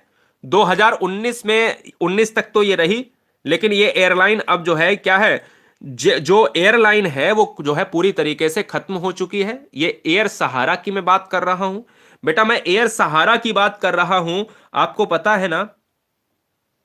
हां, एयर सहारा को यहां पर बंद कर दिया गया है। पहले यह जेट एयरवेज के नाम से जाना जाता था। मुंबई में इसका जो है विमानन सेवा थी। और आपको याद रखना है कि इस क्वेश्चन का आंसर हमारा सी हो जाएगा। क्वेश्चन नंबर 71, किस पक्षी की चोंच अंदर से लाल होती है, आपको लॉक करना है। कौन सा ऐसा पक्षी है मेरे लाल कि जिसकी चोंच अंदर से लाल होती है। पक्षी वाले हमने सेक्शन में कराया था, किन बच्चों को याद है? अगर उन बच्चों को याद होगा तो मैं बताऊंगा। इन चारों क्वेश्चंस को मैं ध्यान से करवा देता हूं, चारों में से एक क्वेश्चन एग्जाम में आ जाएगा सीटेट में। अगर पूछा जाए कि घर की चिड़िया किसे कहा जाता है? गौरैया को। सबसे ऊंची डाल पर अपना घोंसला ना बनाने वाली चिड़िया, आगे लिख लेना। और कलचिड़ी इस क्वेश्चन का आंसर हो जाएगा, अंदर से लाल चोंच। ठीक है ना? समझने का प्रयत्न करो दोस्तों, आंसर हमारा डी हो जाएगा। इन क्वेश्चंस यहां से भी क्वेश्चंस बनेगा, वो भी मैं अभी कराऊंगा। रेहाना अपने परिवार के साथ केरल जाती है। अब ये देखिए दोस्तों, ये क्वेश्चन हमने कराया था जब हमने गृह वाले में कराया था। अगर नहीं तो ये मॉडल पेपर फर्स्ट में आपको करने का मौका मिल रहा है कि रेहाना अपने परिवार के साथ केरल जाती है। वे वहां उसे ऊंचे वृक्ष दिखाई पड़ते हैं। उसके गृहनगर शिमला के ऊंचे वृक्षों से भिन्न थे। तो ये बताओ रेहाना कहां की है? रेहाना सबसे पहले ये बता दो कि कहां की है। रेहाना दोस्तों शिमला की है, क्योंकि गृह नगर शिमला में है। अब कह रहा रेहाना अपने परिवार के साथ जाती कहां पर? केरल में जाती है। तो ये बताओ, केरल में जो ऊंचे ऊंचे वृक्ष हैं, उसने केरल में कौन से वृक्ष देखे? वृक्ष सही लिख ले। केरल में जो वृक्ष देखे हैं उसने नारियल के देखे। अब आप चिढ़ मारोगे, अरे भाई केरल में नारियल उत्पादन सबसे ज्यादा होता है इंडिया में, इसलिए इस क्वेश्चन का आंसर बी हो जाएगा मेरे लाल। अगले क्वेश्चन की तरफ बढ़ेंगे। 73 नंबर आ गया। देखो एक क्वेश्चन फिर वैसा ही। अब क्वेश्चन को समझिएगा, क्वेश्चन को करिएगा, और यह क्वेश्चन सीटेट का आधारशिला माना जाता है एनवायरमेंट में। स्वागत है। वीडियो को लाइक नहीं किया है, बस इतना ही दुख है और कुछ नहीं है। बहुत बढ़िया। आने वाले हर परिवार का स्वागत है। आप सभी के माता पिता को मेरा प्रणाम, आप जैसे ब्रिलियंट बच्चों को जन्म दिया। आप आने वाले टाइम में, मैं वही बात कहूंगा जो हमेशा कहता हूं, भारत की नींव को तैयार करने वाले हैं। 73 का आंसर गौरैया जाएगा कि कौन सा पक्षी अपना घोंसला अलमारी के ऊपर आईने के पीछे बनाता है। अरे आईना कहां होगा? आईना घर में होगा दोस्तों, पेड़ पर लटका नहीं होगा। अलमारी भी कहां होगी? घर में होगी। इसलिए गौरैया को कहा जाता है घरेलू चिड़िया कहा जाता है। तो किस क्वेश्चन में अगर एग्जाम में आ जाए कि घर की चिड़िया या घरेलू चिड़िया किसे कहा जाता है, तो वो कहा जाता है गौरैया को। 74 नंबर, कक्षा इतने इतने की एक शिक्षिका शिक्षार्थियों से कहती है कि वे अपने कार्यपत्रक, अवलोकन रिपोर्ट और सत्र से एकत्र की गई सामग्री को एक फोल्डर में डाल दें। इन फोल्डरों को डॉट डॉट कहा जा सकता है। यह क्वेश्चन आएगा, इसको लिख लीजिएगा। यह क्वेश्चन आएगा तो आएगा, इसका स्क्रीनशॉट ले लीजिएगा। क्वेश्चन भले ही बदल जाए लेकिन आंसर वही आएगा, आंसर वही मिलेगा। उसका आंसर क्या होता है दोस्तों? बिल्कुल फिक्स होता है। 100% आएगा तो 100% आएगा। आंसर बेटा क्या हो जाएगा? पोर्टफोलियो हो जाएगा। ऑप्शन नंबर बी हम लॉक कर देंगे। पोर्टफोलियो क्या होता है? एक बच्चे के पत्रक रिपोर्ट होती है, जिसमें उसमें बताया जाता है कि एक शिक्षक के द्वारा जो बच्चे को पढ़ाया गया है, उस बच्चे ने अपने साल में, अपने दिनों में कितनी प्रगति की है। तो प्रगति रिपोर्ट क्या होती है? एक तरीके की फाइल होती है जिसको पोर्टफोलियो कहा जाता है। एक क्वेश्चन फिर लीजिएगा, कोयल, कौवा, गौरैया और दर्जन चिड़िया से। क्वेश्चन क्या है? क्वेश्चन आपसे यह कह रहा है कि डॉट डॉट कौन सा पक्षी ऊंची डाल पर अपना घोंसला बनाता है। डॉट डॉट कौन सा पक्षी अपनी ऊंची डाल पर घोंसला बनाता है? तो ये कौवा बनाता है, कोयल ना बनाने वाला घोंसला। ये आपकी एक घर की चिड़िया, आईने के पीछे, अलमारी के पीछे घोंसला बनाने वाली। पत्तों को सिलकर जो चिड़िया बनाती है उसको दर्जी चिड़िया कहा जाता है। ठीक है ना। अगले क्वेश्चंस की तरफ बढ़ेंगे। 76 पैडागोजी क्वेश्चन आपके स्क्रीन पर। पर्यावरण अध्ययन की पाठ्य पुस्तक में प्रयुक्त भाषा कैसी होनी चाहिए? पर्यावरण की पाठ्य पुस्तक में रूखी और सूखी होनी चाहिए। बताओ दोस्तों, बिल्कुल निगेटिव है, तुरंत काट दीजिए। परिभाषा पर बल बल, अब यही क्वेश्चन तरीका समझिएगा। अगर आपको सीटेट क्रैक करना है, मैं फिर से कहूंगा मेरी ट्रिक हमेशा आजमा लेना, 120 से आपको कोई रोक नहीं पाएगा। पॉजिटिव पूछे तो ये बताओ, निगेटिव तो हटा दोगे, रूखी निगेटिव है, बल देना निगेटिव है। तकनीक और औपचारिक नहीं समझ में आ रहा तो उससे भी बढ़िया आंसर ये है, क्योंकि तकनीक और औपचारिक की बात करेंगे तो बच्चा तो छोटा है यार, इतनी टेक्निकल लैंग्वेज कैसे सीखेगा? उसके दिन और प्रतिदिन की भाषा से संबंधित होनी चाहिए, इससे बढ़िया आंसर हो नहीं सकता। 77 नंबर आपके स्क्रीन पर है, आपको लॉक करना है, जवाब देना है। शिक्षक को इन उत्तरों का सामना किस प्रकार करना चाहिए? यह क्वेश्चन थोड़ा सा क्या है, इस क्वेश्चन को थोड़ा सा हम करेंगे दोस्तों, स्किप करेंगे, क्योंकि यह क्वेश्चन जो है अधूरा है। आप खुद ही देख रहे हैं, इन उत्तरों का, कौन से उत्तरों का अधूरा हो गया, कोई बात नहीं। आइए 78 पर आएंगे। 78 पक्षी से फिर लिया है कि निम्नलिखित में कौन सा पक्षी कैक्टस पौधों के कांटों के बीच में अपना घोंसला बनाता है? अगर यह क्वेश्चन एग्जाम में पूछा जाता है तो मैं आपको बता दूं कि पत्थरों के बीच में अगर देखा जाए तो कलचिड़ी भी बना लेती है। अगर हम देख लेते हैं दोस्तों, फाख्ता की बात करें तो कैक्टस और मेहंदी के पेड़ के बीच में अपना घोंसला बनाता है, तो वो फाख्ता बनाता है।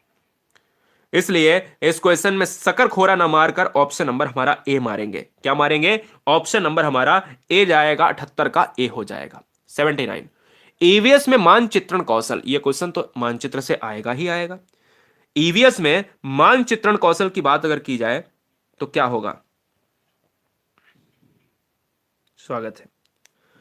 ईवीएस में मानचित्रण कौशल रिकॉर्डिंग कौशल को विकसित करता है, स्थानों की सापेक्ष स्थिति की समझ को विकसित करता है, लैंडस्केप खींचने के कौशल को विकसित करता है, या पूर्वानुमान और गणना के कौशल को विकसित करता है। 79 नंबर का बेटा जो आंसर जाएगा वो यही होगा कि स्थानों की सापेक्ष स्थिति की समझ को विकसित करता है। हम यही कहेंगे कि हमें अगर मुंबई से अजमेर जाना है और मुंबई से बिहार जाना है तो मैं तो यही कहूंगा कि हम अपने टूर को गूगल मैप में लगा लेते हैं। कभी कभी हम गूगल मैप की बात अगर ना करें तो हम अपने मानचित्र, भारत का मानचित्र उठाएंगे और मुंबई से अपनी दूरी देखेंगे कि बिहार तो उत्तर पूर्व में पड़ता है, मुंबई टू जो है बिहार, तो हम यही देखेंगे कि हमें जाना कहां है, तो हम कहेंगे स्थानों के सापेक्ष जो समझ होती है ना, यही होता है।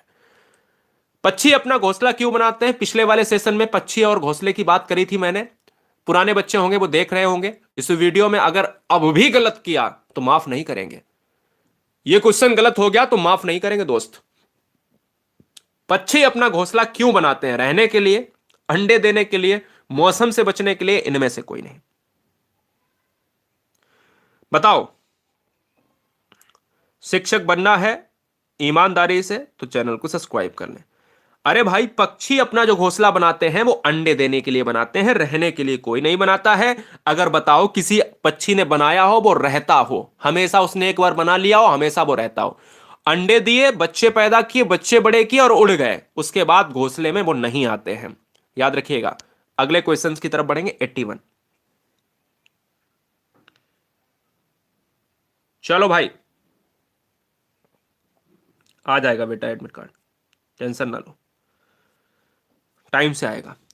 निम्नलिखित में से क्या पर्यावरण अध्ययन में आकलन के लिए संकेतक नहीं होना चाहिए? आकलन के लिए संकेतक नहीं होना चाहिए, निगेटिव पूछा है। अब निगेटिव के लिए अगर आपको निगेटिव सेंटेंस पता हो तभी ना।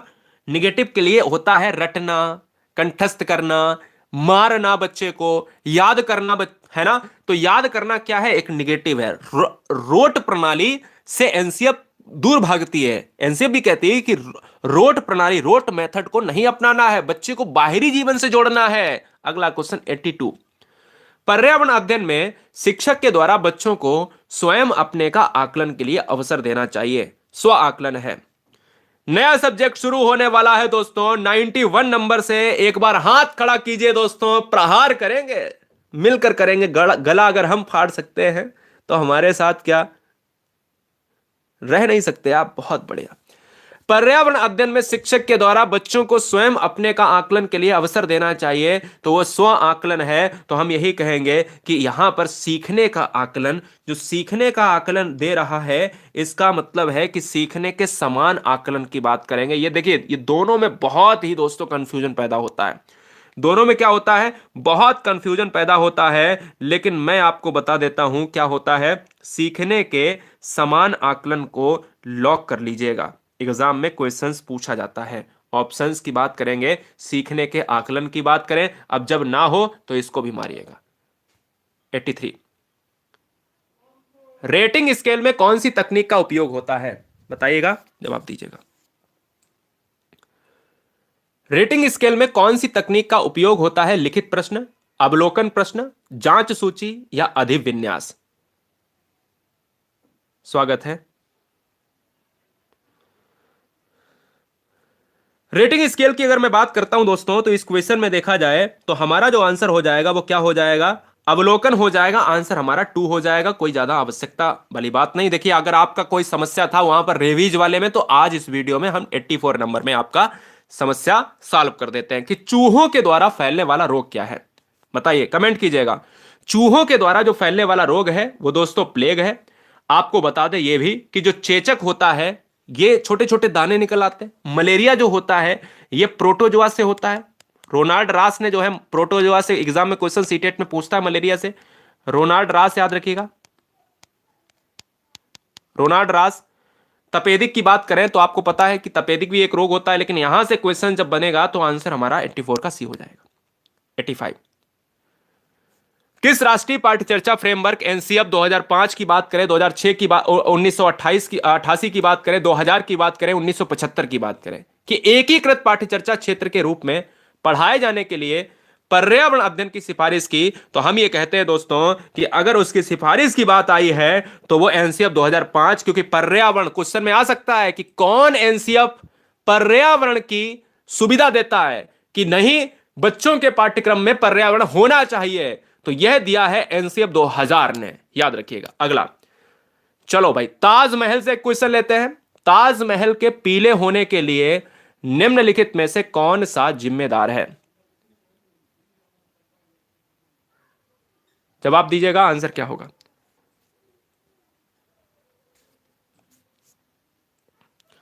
ताजमहल के पीले होने के लिए निम्नलिखित में कौन सा जिम्मेदार है? तो अगर जिम्मेदार की बात करें तो सल्फर डाइऑक्साइड है। SO2 की बात करेंगे दोस्तों, ये very very most important point को नोट कीजिएगा। सल्फर डाइऑक्साइड हुआ, नाइट्रिक एसिड हुआ दोस्तों, इसके अलावा बहुत सी चीजें, H2SO4 हुआ, लेकिन SO2 जो है ये रीजन बन रहा है। एसिड रेन इसका जिम्मेदार है, एसिड रेन, एसिड रेन जिम्मेदार है, ठीक है ना, अम्ल वर्षा।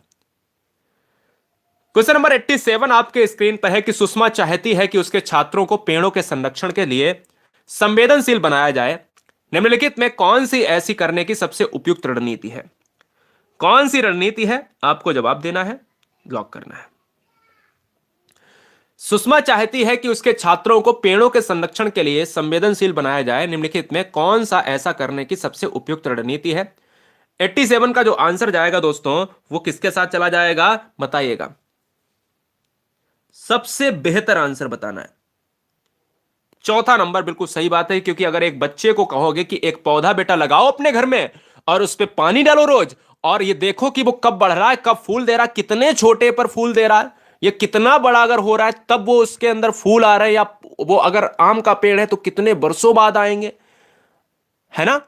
तो समझिएगा कि पौधे को अपनाने और पोषित करने में मदद करना। 88 नंबर ये है पेडागोजी। हमने आपको कॉन्सेप्ट के क्वेश्चंस भी कराए। इस 150 वीडियो यानी इस पूरे पेपर को बनाने में हमें बहुत मशक्कत और बहुत मदद लेनी पड़ी। सारी टीम लगी तब जाके इन चीजों को बनाया। 91 नंबर आपका इंतजार करेगा एक नए चैप्टर के साथ दोस्तों, एक नए मॉक टेस्ट के साथ। क्या आप तैयार हैं अगले विषय को तैयार करने के लिए? जो सबसे ज्यादा सबसे भारी पॉइंट आपके लिए बनता है उसको पास कराने के लिए हम ऐसी ट्रिक बता देंगे, यानी मैथ। देखिए क्वेश्चन 30 कराएंगे। पहले क्वेश्चन 88 नंबर कहता है दोस्तों, ईवीएस शिक्षण अधिगम में कक्षा में प्राप्त अधिगम को विद्यालय के बाहर से जीवन भाई एनसीएफ 2005 ये कहता है, उसका तात्पर्य यह है कि अगर 87 के 88 नंबर को अगर आप देखोगे तो हम यही कहेंगे कि पाठ्य पुस्तकों से बाहर जाइए। बाहर जोड़ने का मतलब ही साफ साफ है। देखिए वैश्विक पर्यावरण को नहीं हमें लेना है, हमें पाठ्य पुस्तक से लिंक कर देना। कोई बच्चा देखिए दूसरा दूसरा क्वेश्चन मार रहा है, दूसरा ऑप्शन मार रहा है, गलत बात है यार। 88 का बी कैसे हो सकता है, आप समझो इस चीज को। क्वेश्चन नहीं पढ़ पा रहे हो आप, क्वेश्चन नहीं पढ़ पा रहे हो, मतलब क्या है। 88 नंबर, 88 नंबर में साफ साफ कह रहा है वो कि भाई प्राप्त अधिगम को विद्यालय के बाहर से जीवन से जोड़ने का मतलब ये कह रहे हो तुम लोग कि भाई पाठ्य पुस्तक से लिंक कर दो, तो वो तो उसी में हो जाएगा, किताबी कीड़ा बन जाएगा। तो आंसर हमारा ए हो जाएगा। मतलब यह है पाठ्य पुस्तक से बाहर जाना। क्लियर है? चलिए 89, बहुत बढ़िया बहुत बढ़िया। चलो भाई बड़ा आंसर देख के मार दिया, चलो कोई बात नहीं, बड़ा आंसर देख कर मार दिया है। कल को ब्याह करके लाओगे, लंबी बहू ले आओगे घर में और पीछे से देखोगे कोई लंबी बहू को पकड़ लोगे। अगला क्वेश्चन स्क्रीन पर 89, निम्नलिखित में कौन सा ईवीएस कक्षा में गतिविधि है, गतिविधियां कौन से ऑप्शंस की तरफ बढ़ेंगे? बताइए दोस्तों इस क्वेश्चन का आंसर क्या होगा। श्यामपट्ट का उपयोग, फील्ड भ्रमण, चित्र पढ़ना या ऑल एबव। इस क्वेश्चन में अगर देखा जाए तो ऑल एबव वाला ऑप्शंस बिल्कुल सही हो जाएगा। क्या ऑल एबव वाला ऑप्शंस बिल्कुल सही हो जाएगा। अगला क्वेश्चन, पर्यावरण अध्ययन पाठ्यक्रम बच्चों की समग्र शिक्षा का कारण बन सकता है यदि यह है एकीकृत, समावेशी, विषयगत या उपयुक्त सभी। अगर आप देखिएगा समग्र शिक्षा के लिए इसमें डी ऑप्शन मारा जाता है। फिलहाल मैं अगर आपको बताऊं कि इसमें डी ऑप्शन है तो डी ऑप्शन ही मारेंगे, लेकिन अगर समावेशी आता है तो समावेशी वहां पर आपको लॉक कर लेना है। आंसर विवादों में जाता है, ये मैं पहले से ही बता देता हूं। क्या आप सभी तैयार हो दोस्तों? जल्दी से बताएंगे, क्या आप सभी तैयार हो एक मैथ पेडागोजी को करने के लिए? 91 से मैथ पेडागोजी देखिएगा कैसे ट्रिक से करते हैं, जिसमें 30 में अगर आपके 28 से कम नंबर आए तो उसका मतलब ही क्या है।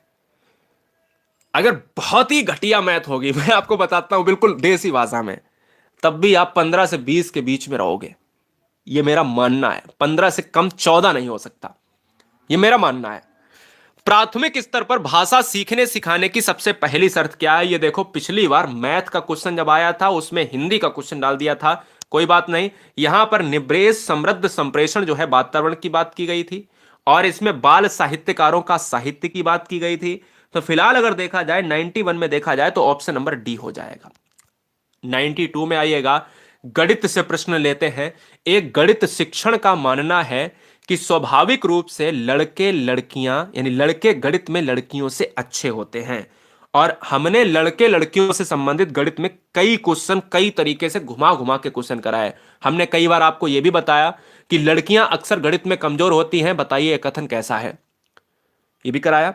हम ये भी करा रहे हैं कि स्वाभाविक रूप से लड़के गणित में लड़कियों से अच्छे होते हैं। हम ये भी करा चुके हैं आपको या अभी कराएंगे कि जैसे कि एक पोस्टर आपकी दीवार पर चिपका हुआ है, उसमें लड़कियां जो है घर के कार्य को करते हुए दिखाई गई और लड़के ऑफिस जाते हुए कार्य को करते हुए दिखाए गए हैं। तो बताइए वो क्या है? वो लैंगिक पूर्वाग्रह, वो दोस्तों लिंग पक्षपाती है। इसलिए लिंग पक्षपाती की बात करी जा रही, सी ऑप्शन हो जाएगा। 93 आपके स्क्रीन पर है, आपको लॉक करना है। 93 कह रहा है कि ग्रेड अंकों से कैसे भिन्न है, यह प्रश्न है, आपको लॉक करना है। ग्रेड अंकों से कैसे भिन्न है? ग्रेड अंकों से अगर देखा जाए तो मुक्त अंक वाला आपको मारना है। ये वाला एग्जाम में क्वेश्चन एक ही दो बार आया है, लेकिन ग्रेड अंकों की बात करें तो मुक्त अंक वाला हो जाएगा। 94 नंबर आपके स्क्रीन पर है। कक्षा 3 की गणित की अध्यापिका, एक नाम है बिमला। बिमला प्रकाश बच्चों को प्रेरित करती है, यानी बिमला प्रकाश बच्चों को प्रेरित करती है कि बिंदुओं के ग्रिड पर आकृतियां बनाएं। इससे बच्चों की, यानी एक नाम है अध्यापिका का, एक टीचर है बिमला प्रकाश, नाम पूरा बड़ा है बिमला प्रकाश, बच्चों को प्रेरित करती है कि बिंदुओं के ग्रिड पर आकृतियां बनाएं, जिससे बच्चों की, अब देखिए कुछ बिंदु नहीं दिए होते हैं, कुछ बिंदु दिए होते हैं ऐसे ऐसे करके, तो उसमें हम लोग आते थे पेपर में सुबह सुबह बंदर बना देते थे, है ना, उसमें सांप बना देते थे, उसमें जिराफ आ जाता था बना देते थे, हाथी बना देते थे। आजकल तो बच्चों की किताबों में भी ऐसा आने लगा है।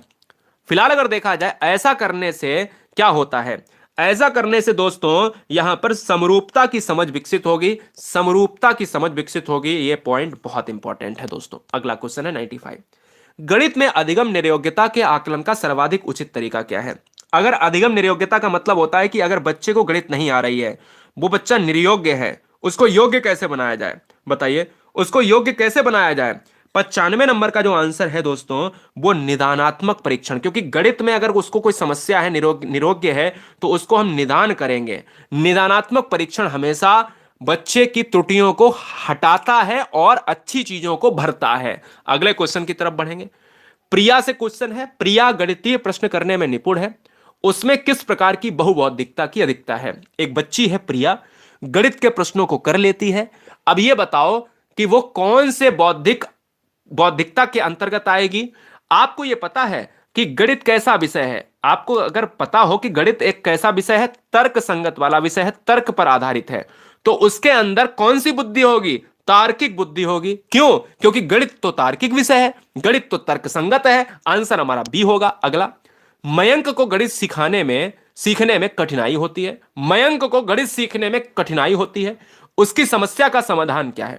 मयंक को गणित सीखने में कठिनाई होती है दोस्तों, उसकी समस्या का समाधान क्या है? तो उसकी समस्या का समाधान कि भैया ये उपहार लीजिए, अब तुमको गणित कभी नहीं आएगी, अब तुमको गणित नहीं आएगी, ये उपहार लीजिए, है ना? बहुत बढ़िया, अब तुम नेता बन जाओ, अब तुम नेता बन जाओ और चुनाव लड़ो। दूसरा, उसको दंड दो, हौक दो कंटा पे 4, ठीक है ना? गणित ना आए, ठीक है ना? कारण जानो या अधिक गृह कार्य दो। तो कारण जानिएगा, उसकी त्रुटियों का पता लगाइएगा, और उसकी त्रुटियों का जब तक पता नहीं होगा ना, तब तक बच्चे का निदान आप कर नहीं पाओगे। जब तक त्रुटियों का पता नहीं होगा, तब तक निदान कर नहीं पाओगे। इसलिए आंसर सी होगा। अगला 98 नंबर। 98 नंबर आपके स्क्रीन पर है, आपको लॉक करना है, जवाब दीजिएगा। हाउक दो, हाँ हाउक दो। अगला क्वेश्चन 98। मूल्यांकन विधि का चुनाव करते समय शिक्षक को किस बात का ध्यान रखना चाहिए? आजकल के जो हम लोगों के जमाने के शिक्षक थे, है ना, तो हम लोगों के जमाने के जो शिक्षक थे, हम लोग का मतलब है आप लोगों की बात कर लो, तो आप लोगों में क्या होता था? तो क्या होता था कि अगर कोई बच्चा अगर किताब में होमवर्क नहीं करके लाया है, ऐसा मारते थे कि सूसू आ जाती थी, याद है ना? और फिलहाल 98 नंबर की अगर मैं बात करता हूं, तो मूल्यांकन में बच्चे को मारना नहीं है। छात्रों की रुचि का, छात्रों के पारिवारिक वातावरण का, मूल्यांकन साधन वैध होने का, या इनमें से किसी का नहीं। इस क्वेश्चन का जो आंसर होगा दोस्तों, मूल्यांकन कर रहे हो, जिस पद्धति को अपना रहे हो, उस पद्धति का क्या वैध तो होना जरूरी है ना? कि भाई राम भी पढ़ता है आपकी क्लास में और मोहन भी पढ़ता है, मोहन के लिए आप कोई दूसरी पद्धति, मोहन को अच्छे मार्क मिलने हैं, राम होशियार है, उसको मिलने हैं 0 मार्क, तो मतलब कुछ ना कुछ कमी है। अगला 99। चलो भाई, हाँ करा देंगे सर, सब कुछ करा देंगे। शुरू किया है, ऋण क्षेत्र में कूदे हैं, तो कराएंगे ही कराएंगे। अंक गणित का शिक्षण महत्वपूर्ण है। अंक गणित का शिक्षण कैसे महत्वपूर्ण है? अंक गणित में जोड़ घटाना गुणा भाग होता है। जब सब्जी लेने जाते हो तो कहते हो 4 किलो आलू दे दो, बचे हुए पैसे भी दे दो, है ना? तो हम ये कहते हैं कि घरेलू कार्यों में भी होता है, व्यवहारिक उपयोग में भी होता है, ठीक है ना? व्यवसाय और मजदूरी में भी होता है। लेबर को करने जाओगे, कहेगा 400 रुपए लेंगे, 450 लेंगे, कम नहीं लेंगे। तो मतलब यह है कि सभी में अंक गणित का उपयोग होता है, क्योंकि अंक गणित गुणा, माइनस, प्लस और भाग पर आधारित है। ये 4 चीजें होती हैं अंक गणित में। अगला, रेखा गणितीय आकृतियों के शिक्षण में सर्वप्रथम प्राप्य उद्देश्य क्या है? यह क्वेश्चन थोड़ा सा बच्चों को नहीं पता होगा, इसको लिख लीजिएगा। रेखा गणित चित्रात्मक होता है। रेखा गणित की बात करें तो रेखा गणित कौशलात्मक होता है, और रेखा गणित अगर कौशलात्मक होता है तो यह कौशलात्मक से ऑप्शन से यहां पर लिंक होगा। 101 नंबर आपसे गलत नहीं होना चाहिए। 101 नंबर में पॉजिटिव पूछा है तो पॉजिटिव मारो, निगेटिव पूछा है तो निगेटिव मारो।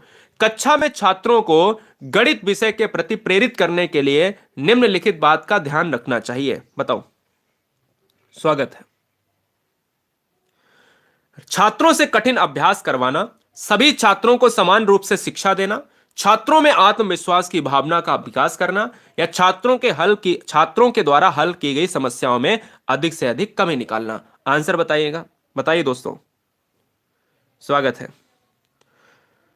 101 नंबर का जो आंसर हो जाएगा वो चला जाएगा छात्रों में आत्मविश्वास। भैया सबसे बढ़िया पॉइंट ये है, अगर देखो गणित विषय में प्रेरित करना, हमारे तुम्हारे जमाने में गणित विषय में अगर प्रेरित नहीं हो पाते थे, हौक दिए जाते थे, लेकिन यहां पर क्या कह रहा कि आत्मविश्वास बेटा ऐसे नहीं करना है, इसमें ऐसे करना है, आप कर सकते हो, है ना। और हम लोगों में मुर्गा बना दिया जाता था, है ना, लड़कियों को एक टांग पर खड़ा कर दिया जाता था। आंसर 3 हो जाएगा, इसके लिए कोर्ट जाएंगे अपन लोग। 102 नंबर, प्रयोगशाला विधि किस सिद्धांत पर आधारित है, बताओ। प्रयोगशाला विधि किस सिद्धांत पर आधारित है दोस्तों? तो मैं ये कहूंगा कि क्या प्रयोगशाला में आप चीजों को करते हो, और अगर करते हो तो इन्वेंट करते हो, अन्वेषण करते हो, खोज करते हो, तो वहां पर करके सीखना पड़ता है। इसलिए इस क्वेश्चन का आंसर बी हो जाएगा। 103 फटाफट बताएंगे। 103 103 कह रहा है कि वस्तुनिष्ठ परीक्षण की सर्वाधिक महत्वपूर्ण विशेषता क्या है? वस्तुनिष्ठ परीक्षण की सर्वाधिक महत्वपूर्ण विशेषता क्या विश्वसनीयता है, वैधता है, वस्तुनिष्ठता है, या फिर ये सभी दोस्तों? इसलिए इस क्वेश्चन का आंसर हमारा डी लॉक हो जाएगा। अगले क्वेश्चंस की तरफ बढ़ेंगे। क्वेश्चन नंबर हमारा क्या हो जाएगा, देखिए, विश्वसनीयता, वैधता, वस्तुनिष्ठता होनी चाहिए। तीनों ऑप्शन सही है हमारे, क्योंकि वस्तुनिष्ठ परीक्षण में अगर वैधता है नहीं, विश्वसनीयता है नहीं, किसी को कम मार्क मिल रहे हैं, किसी को ज्यादा मिल रहे हैं, तो मतलब क्या है? अगला क्वेश्चन, हाँ बिल्कुल बेटा, कह रहा है कि किसी प्रकार के मूल्यांकन का मुख्य अभिप्राय विद्यार्थियों को फीडबैक देना है। किसी प्रकार के मूल्यांकन की बात करें, कौन सा ऐसा प्रकार है जिसमें बच्चों को फीडबैक देना होता है, बताओ। बच्चों को फीडबैक देना होता है कि उसमें केवल आप देखो कि बच्चों को रचनात्मक मूल्यांकन से जोड़ दो। कोई बच्चा क्रिएटिव है, रचनात्मक को कहा जाता है सृजनशील बच्चा। क्लियर है? चलिए अगले क्वेश्चंस की तरफ बढ़ेंगे। 105 में कहता है कि कहता है, क्या कहता है कि किसी गणितीय आकृति को दिखाकर प्राप्त किया जाने वाला उद्देश्य है। मान लो त्रिभुज हमने आपको दिखा दिया, तो बताओ कौन सा उसमें दिखाकर कौन सा उद्देश्य हमारा पूरा हो जाएगा, या कौन सा उद्देश्य आपका पूरा हो जाएगा जो आप सीख जाओगे, बताओ। सब्सक्राइब करने के लिए मेरे हर परिवार को, मेरे हर भाई को, मेरी हर बहन को दिल से आभार। शिक्षक का प्लेटफॉर्म गुरुजी वर्ल्ड एग्जाम स्टडी पिछले कई वर्षों पहले बना था, और आज आप पर निर्भर है। जिस समय बना था वहां से लेकर मिलियंस बच्चों को एक ऐसी धार, एक ऐसी रास्ता को दिखाया है। मैंने उन्हीं बच्चों को रास्ता दिखाया जिन बच्चों ने अपार मेहनत करी, और आप जैसे बच्चे खाली नहीं बैठेंगे।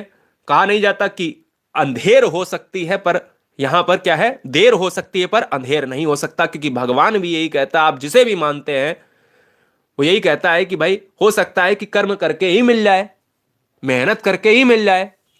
105 नंबर का जो आंसर जाएगा बेटा वो किसके साथ चला जाएगा? वो चला जाएगा हमारा ज्ञानात्मक उद्देश्य, क्योंकि ज्ञान को प्राप्त हो रहा है, और ज्ञानात्मक उद्देश्य कहां पर है? हमारा ऑप्शन नंबर किसमें है? 4 में है। अगला, सीखने के आकलन का आधार क्या है? सीखने के आकलन का आधार क्या है? तो भैया लर्निंग, सीखना क्या है? एक परिवर्तन है। बच्चा रोज सीखता है, हर बूढ़ा व्यक्ति रोज सीखता है। हम कब तक सीखते हैं बोलो दोस्तों? हम आपसे पूछूंगा मैं, हम लोग कब तक सीखते हैं? हम लोग तब तक सीखते हैं जब तक हम मृत्यु की सैया तक नहीं जाते हैं। बोलो राइट ना, बोलो राइट। जब तक हम मृत्यु की सैया तक नहीं जाते तब तक हम सीखते रहते हैं। इसलिए व्यवहारिक परिवर्तन को सीखने का आकलन माना गया। 106।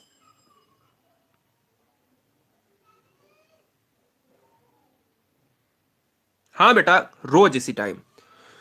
कक्षा में गणित शिक्षण के साथ साथ आयोजित की जाने वाली मासिक परीक्षाओं की आवश्यकता होती है। आपको जवाब देना है, लॉक करना है। आंसर क्या होगा? कक्षा में गणित शिक्षण के साथ साथ आयोजित की जाने वाली मासिक परीक्षाओं की आवश्यकता होती है। छात्रों की कमजोरी दर लिखा है, कमजोरी दर करने के लिए नहीं, दूर करने के लिए, पूरा उल्टा लिखा है। कमजोरी दर दूर करने के लिए, या तो ऐसा होना चाहिए था। कुल मिलाकर ऐसा है कि छात्रों की कमजोरी को दूर करना, दूसरा है कि छात्रों को वार्षिक परीक्षाएं उत्तीर्ण करने के लिए, उत्तीर्ण करने नहीं कराने के लिए, कि एक टीचर भैया नकल के द्वारा करा दे, छात्रों की गणित विषय के प्रति रुचि बढ़ाने के लिए। क्या यह हो सकता है? मैं तो आपसे यही कहूंगा कि क्या सी ऑप्शन हो सकता है? बताओ। अरे नहीं भाई, सी कैसे हो सकता है कि अगर आप आयोजित कर रहे हो परीक्षाओं को तो रुचि बढ़ाने के लिए नहीं, बल्कि कमजोरियों को अगर आप दूर कर रहे हो, तो यह सबसे बेस्ट आंसर होगा कि पता तो चले कि बच्चे में क्या रिक्तियां हैं, क्या कमजोरियां हैं, क्या समस्या हो रही है, उसको फिर उस पर कार्य किया जाए। गणित को पाठ्यक्रम में विशेष स्थान देने का प्रमुख कारण क्या है?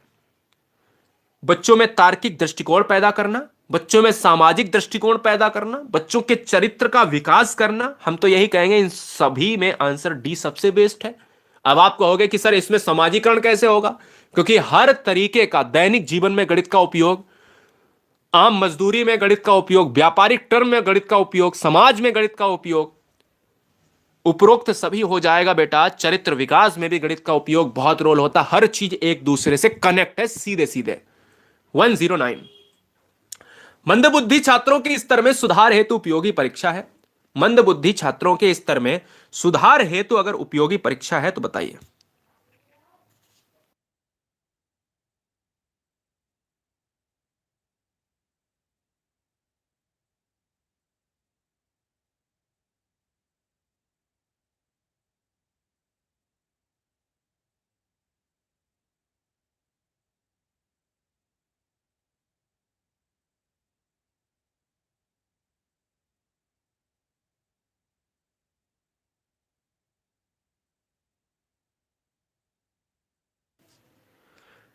हाँ ठीक है, चलिए। मंदबुद्धि छात्रों के स्तर में सुधार करने हेतु तो अगर उपयोगी परीक्षा है तो हम ये कहेंगे, क्या निदानात्मक परीक्षण हो सकता है? बताइए बेटा, क्या निदानात्मक परीक्षण हो सकता है? तो बिल्कुल सही है, निदानात्मक परीक्षण हो जाएगा, क्योंकि बच्चे की रिक्तियों को जानिए और उसका निदान कीजिए।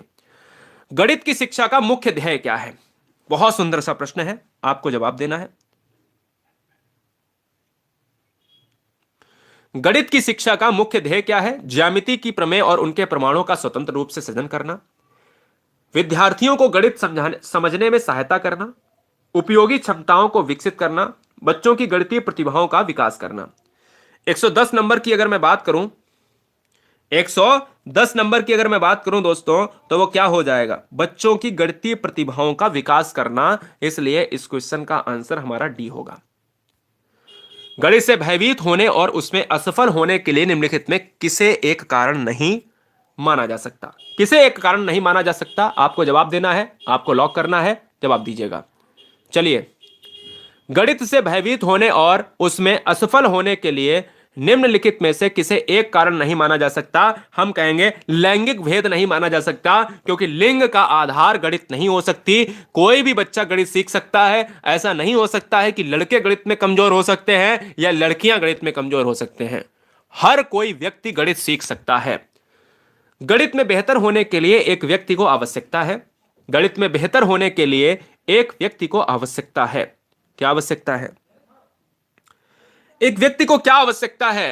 अगर आप गणनाओं में प्रवीणता रखते हो, सूत्र याद कर लेते हो, हल कर लेते हो, तो नहीं। अमूर्त चिंतन और तर्क संगत, क्योंकि गणित एक कैसा विषय है? तर्क संगत विषय है। विवेचन द्वारा समस्याओं को बनाने और उन्हें सूत्रबद्ध करने की अगर आपके अंदर क्षमता है तो आप बेहतर कर सकते हो। 113, गणित में दुश्चिंता के लिए निम्नलिखित में से कौन सा घटक उत्तरदायी नहीं है? आपको मैं महारत हासिल करवा दूंगा, ठीक है ना? टेंशन नहीं लेने का, टेंशन नहीं लेने का दोस्तों।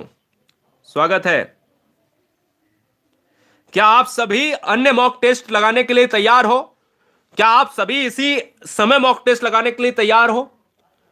आज टेलीग्राम ज्वाइन कर लीजिएगा सभी बच्चे। आज टेलीग्राम पर 2 मैराथन का अनाउंस करूंगा। 2 मैराथन का हम जो है टाइम, गुरुजी वर्ल्ड 2.0 भी अपना प्लेटफॉर्म है, उस पर हम एक टाइम को एक क्लास चलाकर देखेंगे और मैराथन 2 लेंगे, लंबी लंबी मैराथन लेंगे, जिससे सारे फैक्ट आपके क्लियर हो जाएं।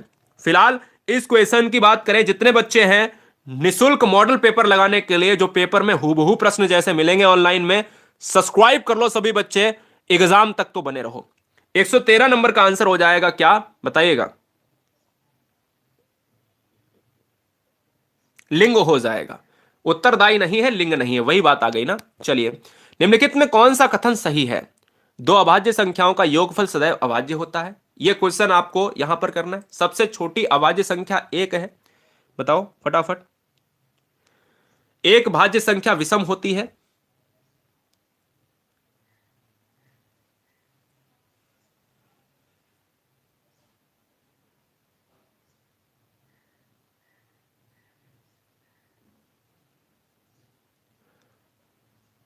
आवाज आ रही है? बिल्कुल आवाज कट गई थी, कोई दिक्कत नहीं है। चलिए हम उसको क्वेश्चंस को, अच्छा क्वेश्चन में आवाज नहीं है 114 में, कोई दिक्कत नहीं है। 115 पर आइए।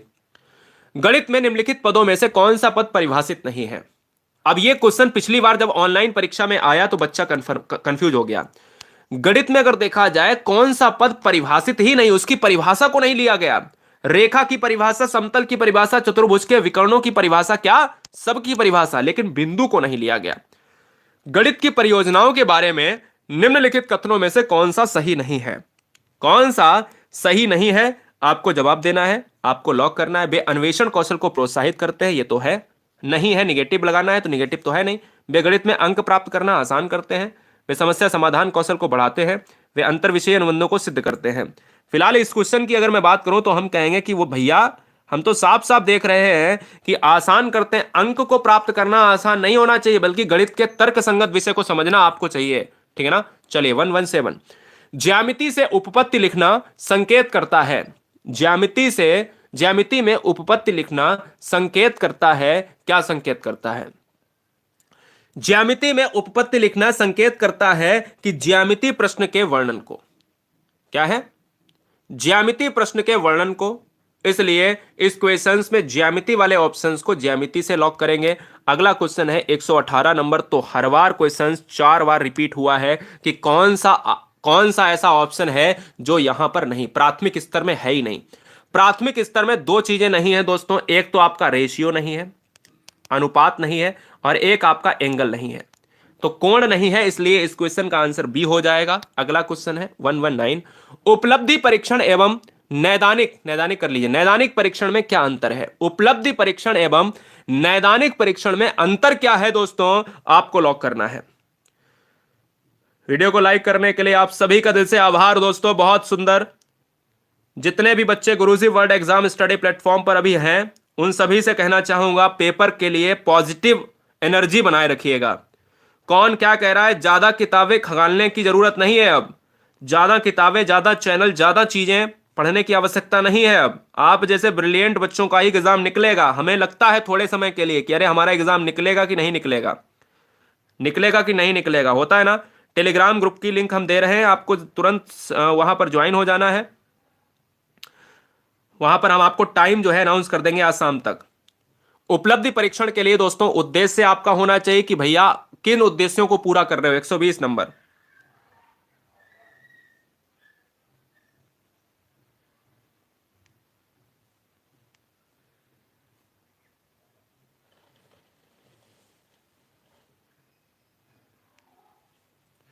चलो बताओ यहां पर आंसर क्या हो जाएगा। इस क्वेश्चन का आंसर अगर आपको देना है तो भैया बताइएगा। इस क्वेश्चन का अगर आपको आंसर देना है तो फिलहाल 120 पर है, और 120 हमारा आंसर हो जाएगा, माप हो जाएगा, आंसर सी हो जाएगा। नेटवर्क की कनेक्शन की थोड़ी सी समस्या से हम गुजर रहे हैं, आप परेशान ना होइएगा। 30 क्वेश्चन हम थोड़ी देर में आपको करा देंगे, यानी 150 की बात हुई है, ठीक है ना। तो हिंदी इस वीडियो में, मैथ के वो क्वेश्चन जो ऑनलाइन एग्जाम में मिलेंगे, सीडीपी के वो क्वेश्चन जो ऑनलाइन एग्जाम में मिलेंगे, एनवायरमेंट के जो क्वेश्चन है ऑनलाइन एग्जाम में मिलेंगे, 120 क्वेश्चन की ये वीडियो हमने आप तक पहुंचाई है। आज शाम को हम टाइम अनाउंस करेंगे गुरुजी वर्ल्ड एग्जाम स्टडी के टेलीग्राम ग्रुप पर, जिससे कोई भी बच्चा अपने ये नहीं कह सकता कि हमने कोई चीज खरीदी नहीं, तब तक हमने अगर खरीद लिया होता तो हम एग्जाम को क्रैक कर लिए होते या होती। बिना खरीदे कोई चीज निशुल्क माध्यम से ऐसे क्वेश्चन करा दूंगा जो ऑनलाइन एग्जाम में डायरेक्ट मिल जाएंगे। तो इसलिए सब्सक्राइब कर लो कि नोटिफिकेशन आपका मिस ना हो जाए। सभी बहनों को, सभी भाइयों को बहुत सारा प्यार, बहुत सारा धन्यवाद। Love you guys, thanks for watching video Guruji world exam study. Vande Mataram, इंकलाब जिंदाबाद।